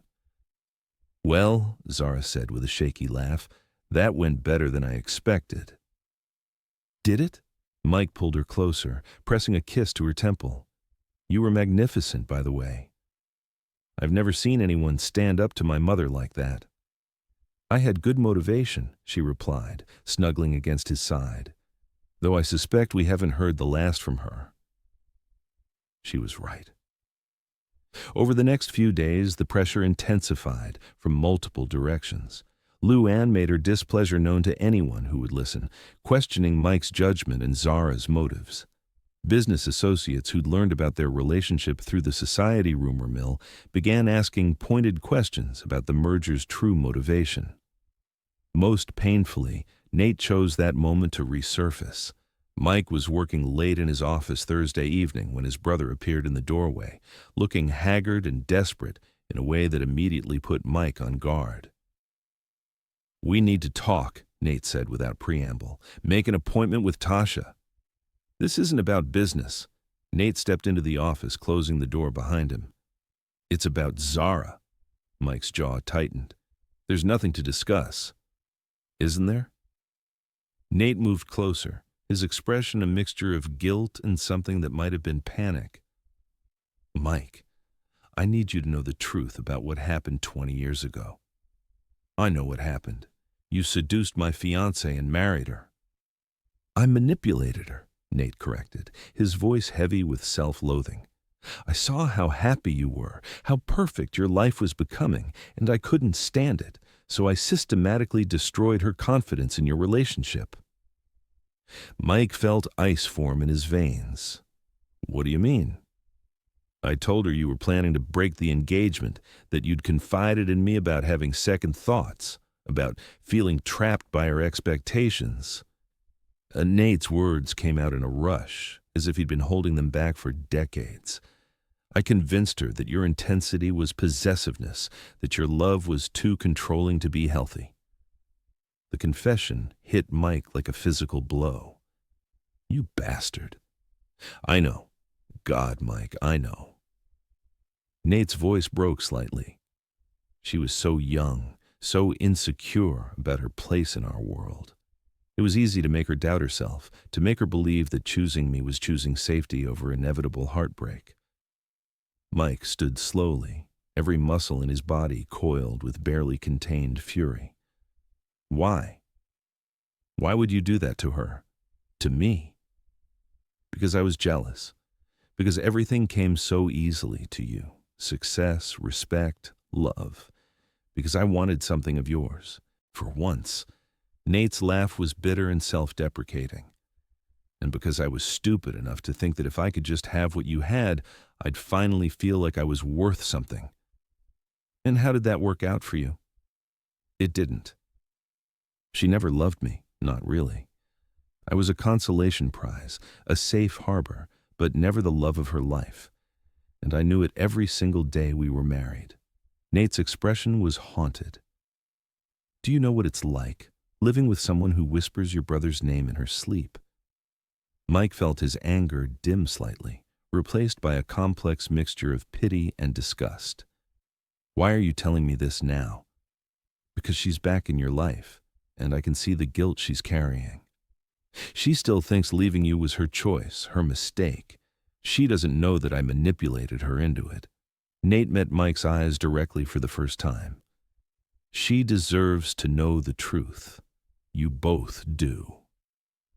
Before Mike could respond, there was a soft knock on his office door. Zara's voice called through the wood. "Mike? Tasha said you were working late. I brought dinner."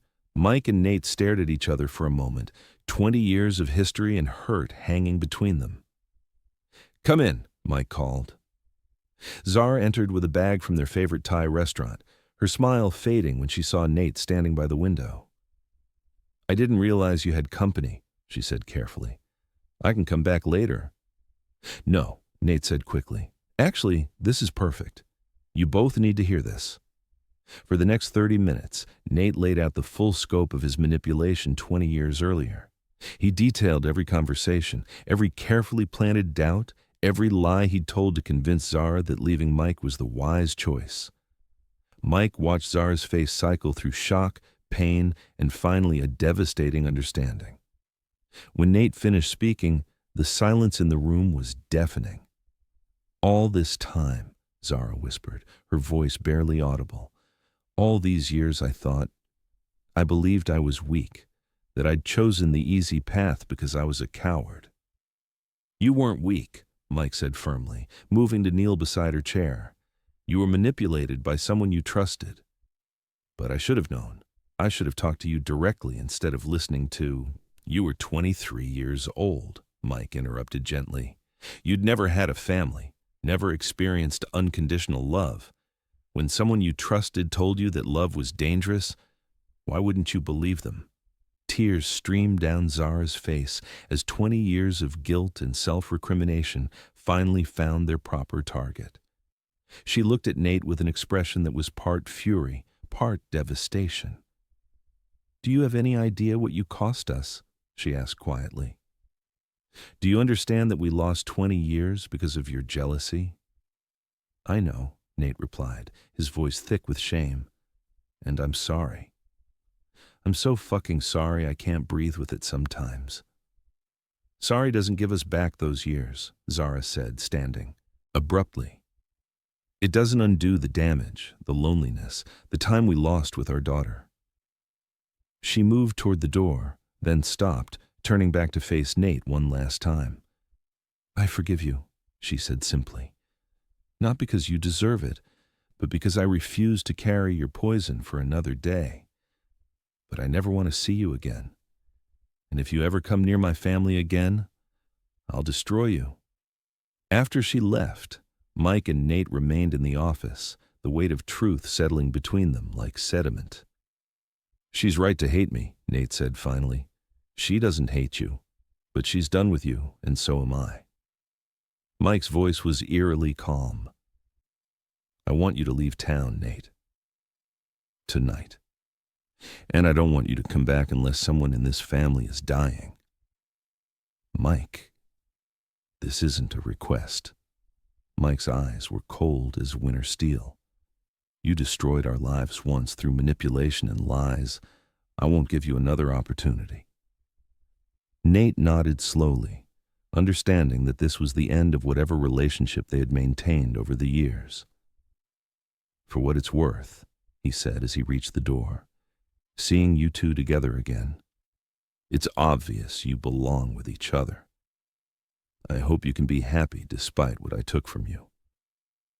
After he left, Mike found Zara in the building's parking garage, sitting in her car with her head in her hands. He tapped gently on the window, and she unlocked the door with a shaky hand. "How are you holding up?" he asked, sliding into the passenger seat. "I don't know."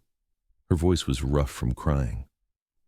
"I feel like everything I believed about myself for 20 years was a lie. The guilt I've carried, the self-doubt, the certainty that I was weak and selfish. All based on Nate's manipulation, not reality. But how do I know what was real and what wasn't? How do I trust my own judgment when I was so easily fooled?" Mike reached over to take her hands, holding them gently between his own. "By remembering that you were 23 and isolated, with no frame of reference for healthy love, by acknowledging that even experienced adults can be manipulated by people they trust, and by recognizing that the woman you've become is strong enough to see through any deception." Zara looked up at him, her eyes red but clear. "You're not angry with me? For believing him? For not trusting you enough to ask directly? How can I be angry with you for being human?" Mike's thumb stroked across her knuckles. "Besides, I wasn't exactly innocent in all this. I was so hurt by what I perceived as your betrayal that I never fought for us. I let pride keep me from asking the questions that might have revealed the truth. They sat together in the dim parking garage, processing 20 years of misunderstanding and misdirected pain. But underneath the sorrow was something else, relief at finally knowing the truth, and gratitude that they'd found their way back to each other despite the obstacles. "What happens now?" Zara asked eventually.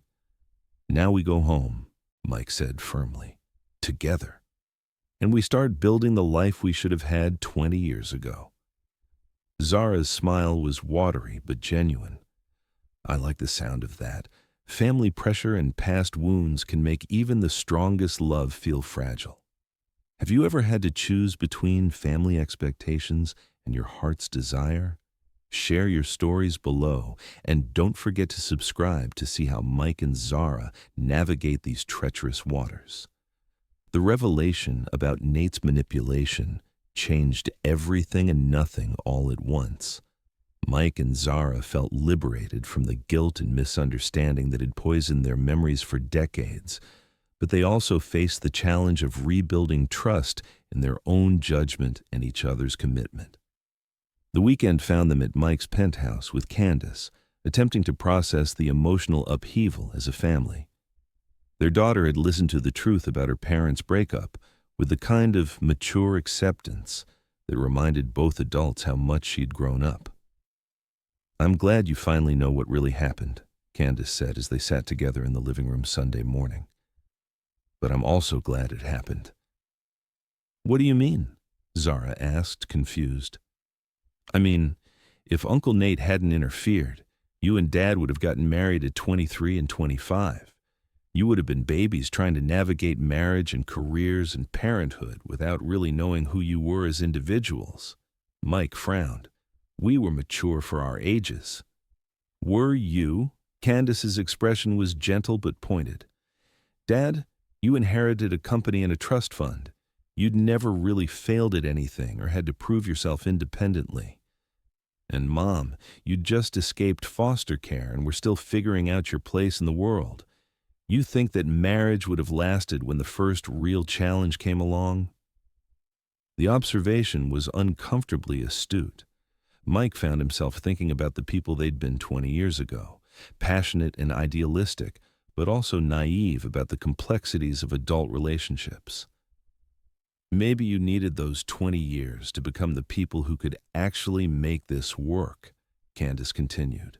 "Maybe Uncle Nate's interference was terrible, but maybe it was also accidentally the right thing for the wrong reasons." Zara was quiet for a long moment, clearly processing this perspective. "You really think we're better suited for each other now than we were then?" "I think you're both stronger, more confident, and more secure in who you are. I think you've both learned how to be alone, which makes choosing to be together more meaningful." Candace smiled. "Plus, you've both been through enough pain to appreciate what you have now." It was a remarkably mature insight from an 18-year-old, and it reframed their lost years in a way that felt healing rather than tragic. But their moment of family peace was interrupted by the sharp ring of Mike's phone. The caller ID made his stomach clench. The emergency. Number for Winslow Industries Security Department.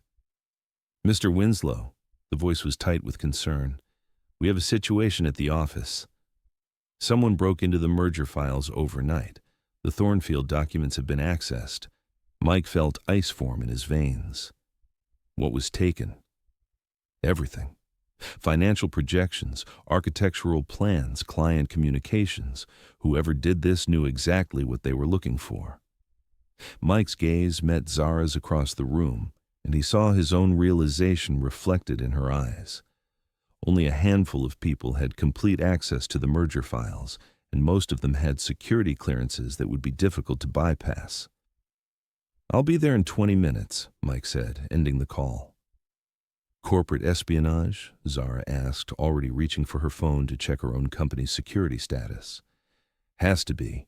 The question is whether this was random industrial theft or something more targeted." Mike was already moving toward his bedroom to change clothes. Can you call your office? Check if Stellar's servers were compromised? The next few hours revealed the scope of the security breach. Both companies had been systematically infiltrated by someone with inside knowledge of their systems and access protocols. Worse, preliminary investigation suggested the theft was connected to Ron Van Trell's construction firm. He's trying to steal the contract, Zara said as they reviewed the security footage with the investigating team. He takes our plans, our strategies, our financial models, then undercuts our bid with insider information. The bastard, Mike muttered, watching grainy footage of a figure in dark clothing moving through the office corridors.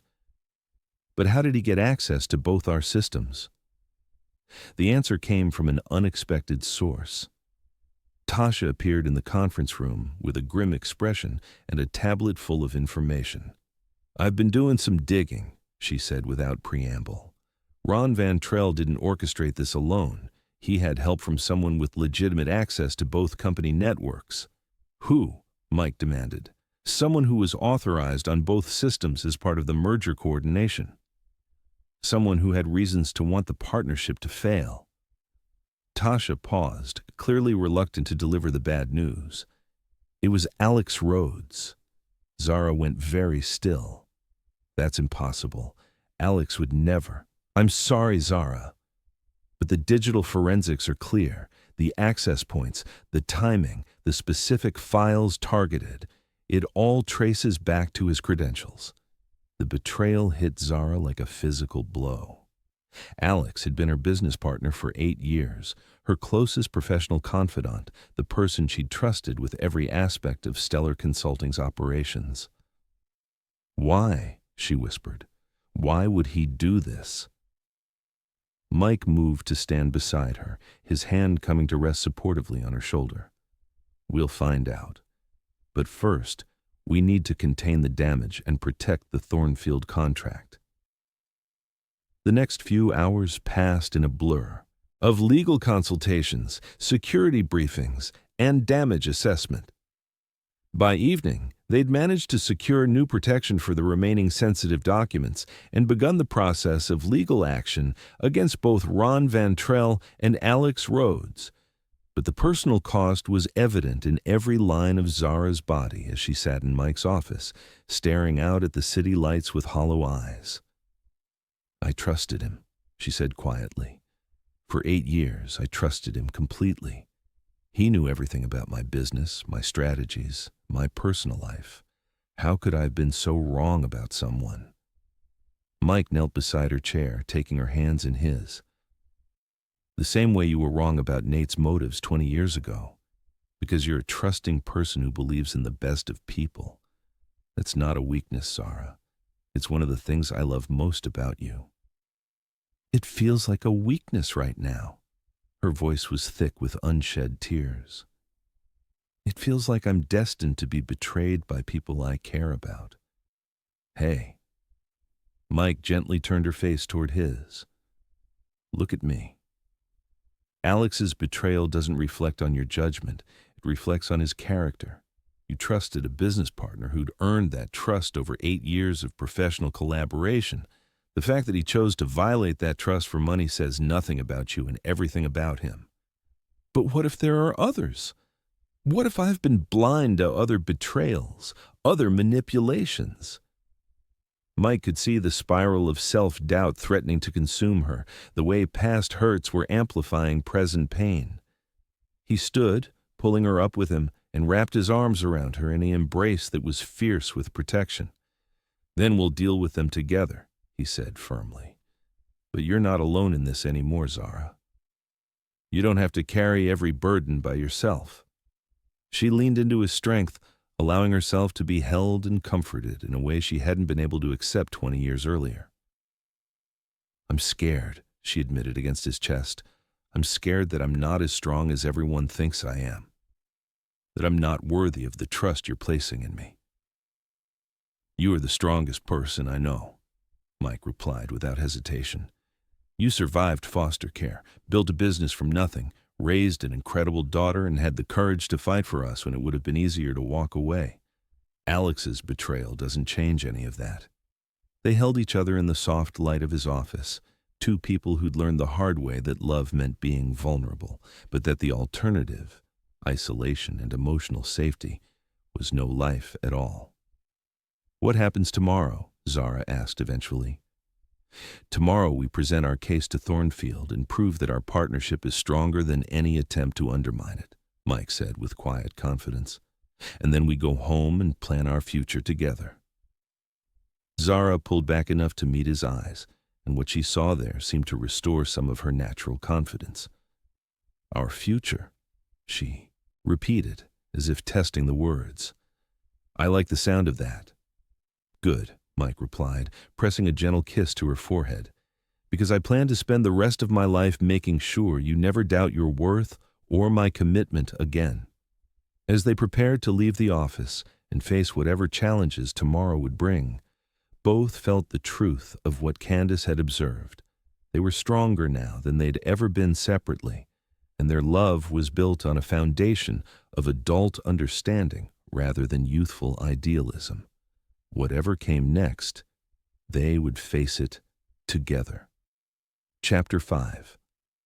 The Thornfield presentation was scheduled for Thursday morning, less than 12 hours after the discovery of Alex's betrayal.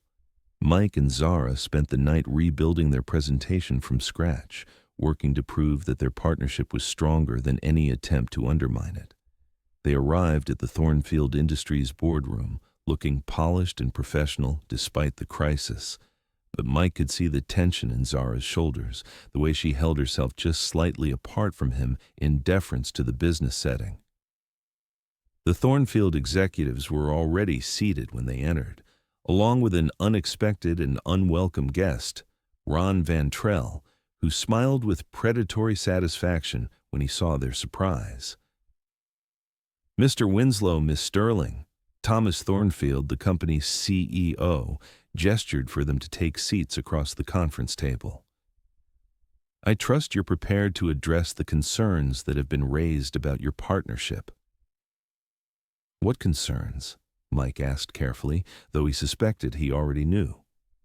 "Questions about whether your collaboration is motivated by business acumen or personal sentiment," Thornfield replied. "Mr. Vantrell has raised some interesting points about the timing of your reunion and its potential impact on your professional judgment." Mike felt Zara tense beside him, but when he glanced at her, her expression was composed and determined. This was the woman who'd faced down corporate boardrooms for 15 years, and she wasn't about to be intimidated now. "I'm happy to address those concerns," Zara said calmly. "But first, I think Mr. Thornfield should know that Mr. Vantrell orchestrated a break-in at both our company's offices in an attempt to steal proprietary information about this project." Ron's smile faltered slightly. "That's a serious accusation." "Backed by digital forensics and security footage," Mike interrupted, sliding a folder across the table to Thornfield. "Everything's documented. The break-in, the stolen files, and the connection to Sterling Ross Construction." Thornfield opened the folder, his expression growing increasingly grim as he reviewed the evidence. After several minutes of tense silence, he looked up at Ron with undisguised disgust.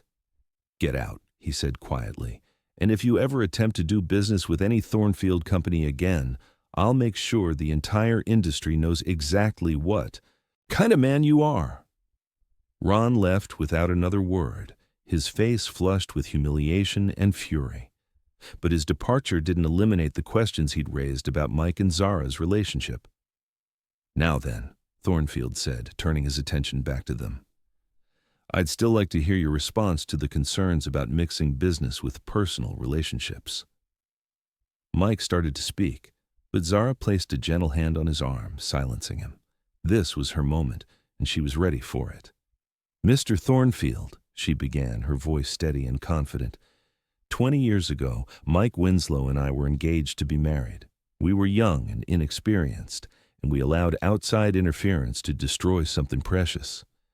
I spent the next 2 decades building a career and a reputation that I'm proud of, proving to myself and the world that I could succeed independently." She paused, glancing at Mike before continuing. 6 weeks ago, business necessity forced us to work together again. I won't lie to you. The personal feelings were still there. But instead of compromising our professional judgment, our reunion has made both our companies stronger. How so? Thornfield asked, genuine curiosity in his voice. Because we complement each other's strengths in ways that purely professional partnerships can't replicate. Mike sees the big picture and long-term strategy. I focus on human dynamics and cultural transformation. Together, we create solutions that neither of us could develop alone. Mike watched with pride as Zara commanded the room, her confidence and competence evident in every word. More importantly, she continued, our personal investment in this partnership's success goes beyond profit margins or professional reputation. We're building something together, not just a business relationship, but a life. Our success on this project represents our ability to overcome past failures and create something better. We have every possible motivation to ensure your project succeeds. Thornfield leaned back in his chair, studying them both carefully. And if your personal relationship fails again? What happens to our project then? This time, Mike answered. Then we'll handle it like the professionals we've become over the past 20 years. We both have too much at stake, financially and reputationally, to let personal issues compromise our business obligations. Besides, Zara added with a slight smile, we're not the same people who failed the first time. We're older, wiser, and more committed to making this work. Our relationship is built on adult understanding rather than youthful idealism. Thornfield was quiet for a long moment, then nodded slowly. I have to admit, your presentation today was more thorough and innovative than any we've received. And the integration between your two companies' strengths is exactly what we need for this project. Relief flooded through Mike, but he kept his expression carefully neutral. However, Thornfield continued, I do have one additional requirement. What's that? Zara asked. I want you to go public with your relationship, not for gossip or publicity, but because I need to know that you're both committed enough to this partnership, personal and professional, to weather any criticism or speculation that might arise. Mike felt his pulse accelerate. Going public meant media attention, society page coverage, and inevitable speculation about their motives. But it also meant no more hiding, no more careful distance, no more pretending that what they had found wasn't worth celebrating. He looked at Zara, seeing his own determination reflected in her eyes. We can do that, she said without hesitation. Excellent. Then congratulations, you've got the contract. The elevator ride down from the Thornfield offices was silent, both of them processing the magnitude of what had just happened. They'd won the contract, proved their professional partnership's value, and committed to making their personal relationship public. No more hiding, Mike said as the elevator reached the lobby. No more hiding, Zara agreed. Are you ready for this? Instead of answering with words, Mike took her hand in his as they walked through the lobby toward the street. The simple gesture felt revolutionary after weeks of careful professional distance. I've been ready for 20 years, he said softly. That evening, they called Candace with the news about both the contract and their decision to go public. Their daughter's excitement was infectious, and for the first time in decades, Mike felt like they were building something permanent and joyful together. But their celebration was interrupted by an unexpected visitor. Tasha knocked on Mike's office door with an expression that meant serious business. Sorry to interrupt, she said, but there's something you both need to see. She handed them a tablet displaying a news website. The headline made Mike's blood run cold. Winslow Industries, CEO's romantic reunion, business deal or love story. How? Zara asked, her face pale. We haven't made any announcements yet. Security cameras at Thornfield caught you holding hands in the lobby, Tasha explained. Someone leaked the footage to the press along with details about your past relationship. Mike skimmed the article, his jaw tightening with each paragraph. The reporter had done their homework, detailing their original engagement, Zara's marriage to Nate, the recent merger announcement, and speculation about whether business or romance was driving their reunion. It's not entirely negative, Tasha offered, but there are definitely questions being raised about the timing and motivations. Zara stood abruptly, pacing to the window overlooking the city. This is exactly what I was afraid of. Now everyone will question whether the merger was legitimate or just an elaborate scheme to get back together. Does it matter? Mike asked quietly. She turned to stare at him. Of course it matters. Our reputations. We'll survive, he interrupted, standing to join her at the window. Zara, we just won the biggest contract either of our companies has ever landed. We did it by demonstrating professional excellence and innovative thinking.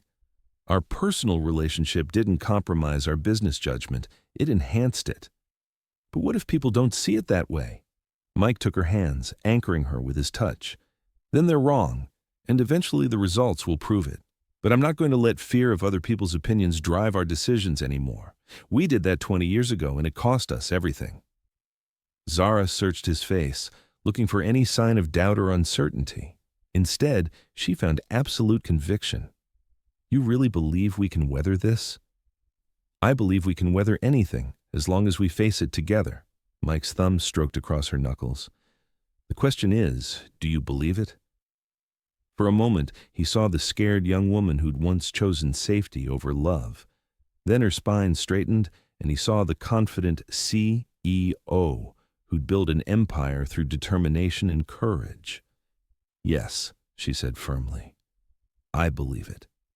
The next morning brought the real test. By the time Mike arrived at his office, reporters had gathered outside Winslow Industries building. His phone had been ringing constantly with interview requests, and social media was buzzing with speculation about the reunion. Zara arrived an hour later, pushing through the crowd of journalists with the kind of practiced composure that came from years of high-stakes business dealings. She found Mike in his office, reviewing their communication strategy with Tasha. How bad is it? She asked without preamble. Mixed, Tasha replied honestly. The business press is mostly positive. They're focused on the Thornfield contract and the innovative partnership model. The society pages are more gossipy, but not malicious. And we've had 3 other major clients call this morning expressing interest in similar collaborations. Mike felt some of his tension ease. That's better than I expected. There is one issue, Tasha continued carefully. Luann has scheduled a press conference for this afternoon. She's planning to make a statement about the family's position on your relationship. Mike's stomach dropped. His mother's idea of damage control could be more devastating than any hostile reporter. I'll handle her, he said grimly. We'll handle her, Zara corrected. Together, remember? An hour later, they found Luann in the Winslow family's private conference room, surrounded by notes and looking like a general preparing for battle. Mother, Mike began, what exactly are you planning to say?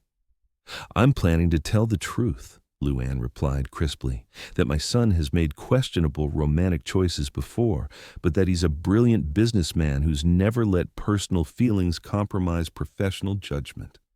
That's not exactly a ringing endorsement of our relationship, Zara observed dryly. Luann turned to study her with those sharp blue eyes that had intimidated corporate executives for decades. No, it's not. But it's honest, which is more than the press will get from most sources. Mother, let me finish. Luann's voice carried the authority of someone accustomed to being obeyed. 20 years ago, I thought you were making a mistake, Zara.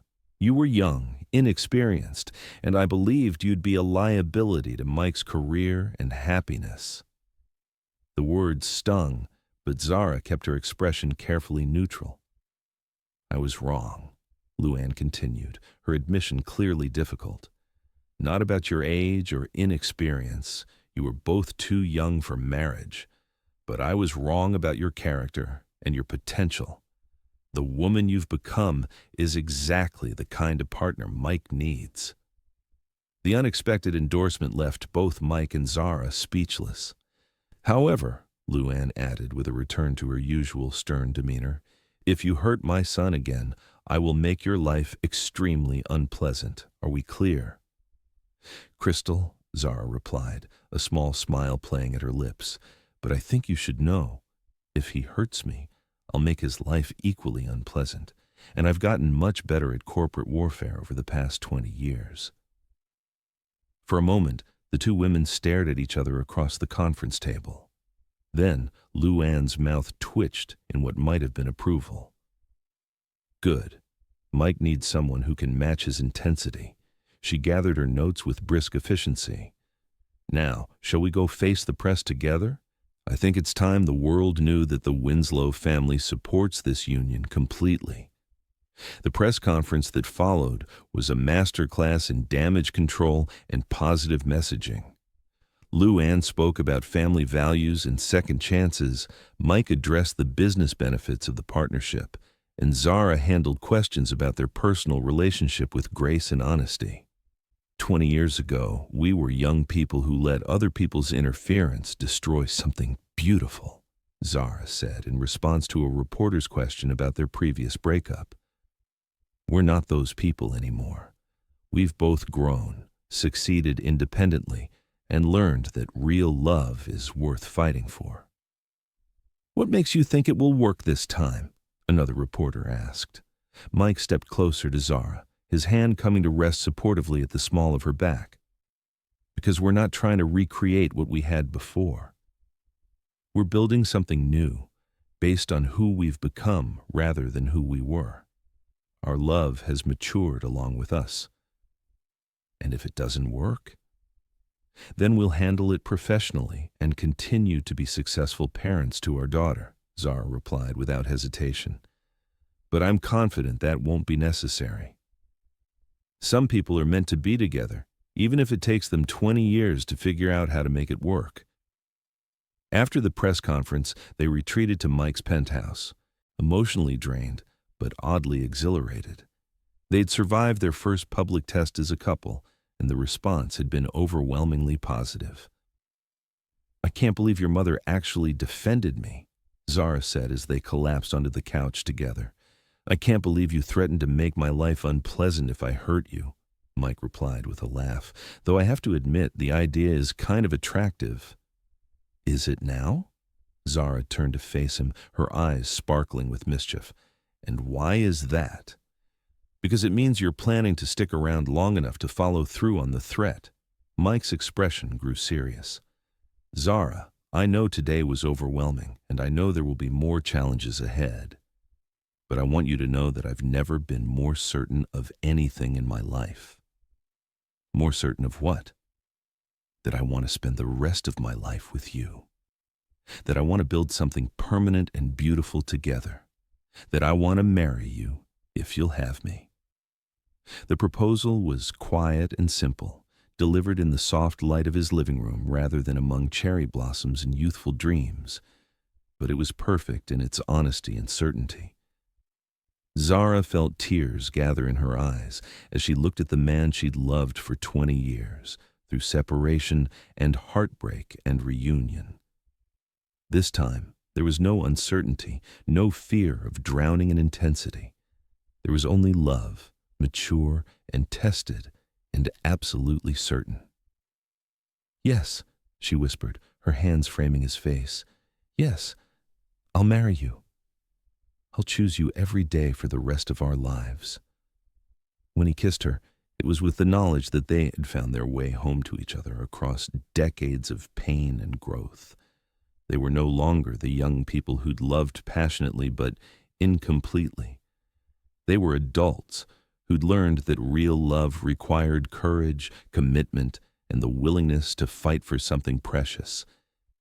As they held each other in the gathering darkness, the city lights twinkling beyond the windows, both felt the truth of what they had discovered. that some loves are worth waiting for, worth fighting for, worth rebuilding from broken pieces into something stronger and more beautiful than what came before. 6 months later, Mike and Zara's second wedding took place in the same botanical garden where he'd first proposed 20 years earlier. The cherry trees were in bloom again, but this time the blossoms felt like a celebration rather than a promise. Candace walked her mother down the aisle, radiant with joy at seeing her parents finally claim the happiness they'd both deserved all along. Lou Ann sat in the front row, dabbing at her eyes with a handkerchief, and looking proud of the family her son had built.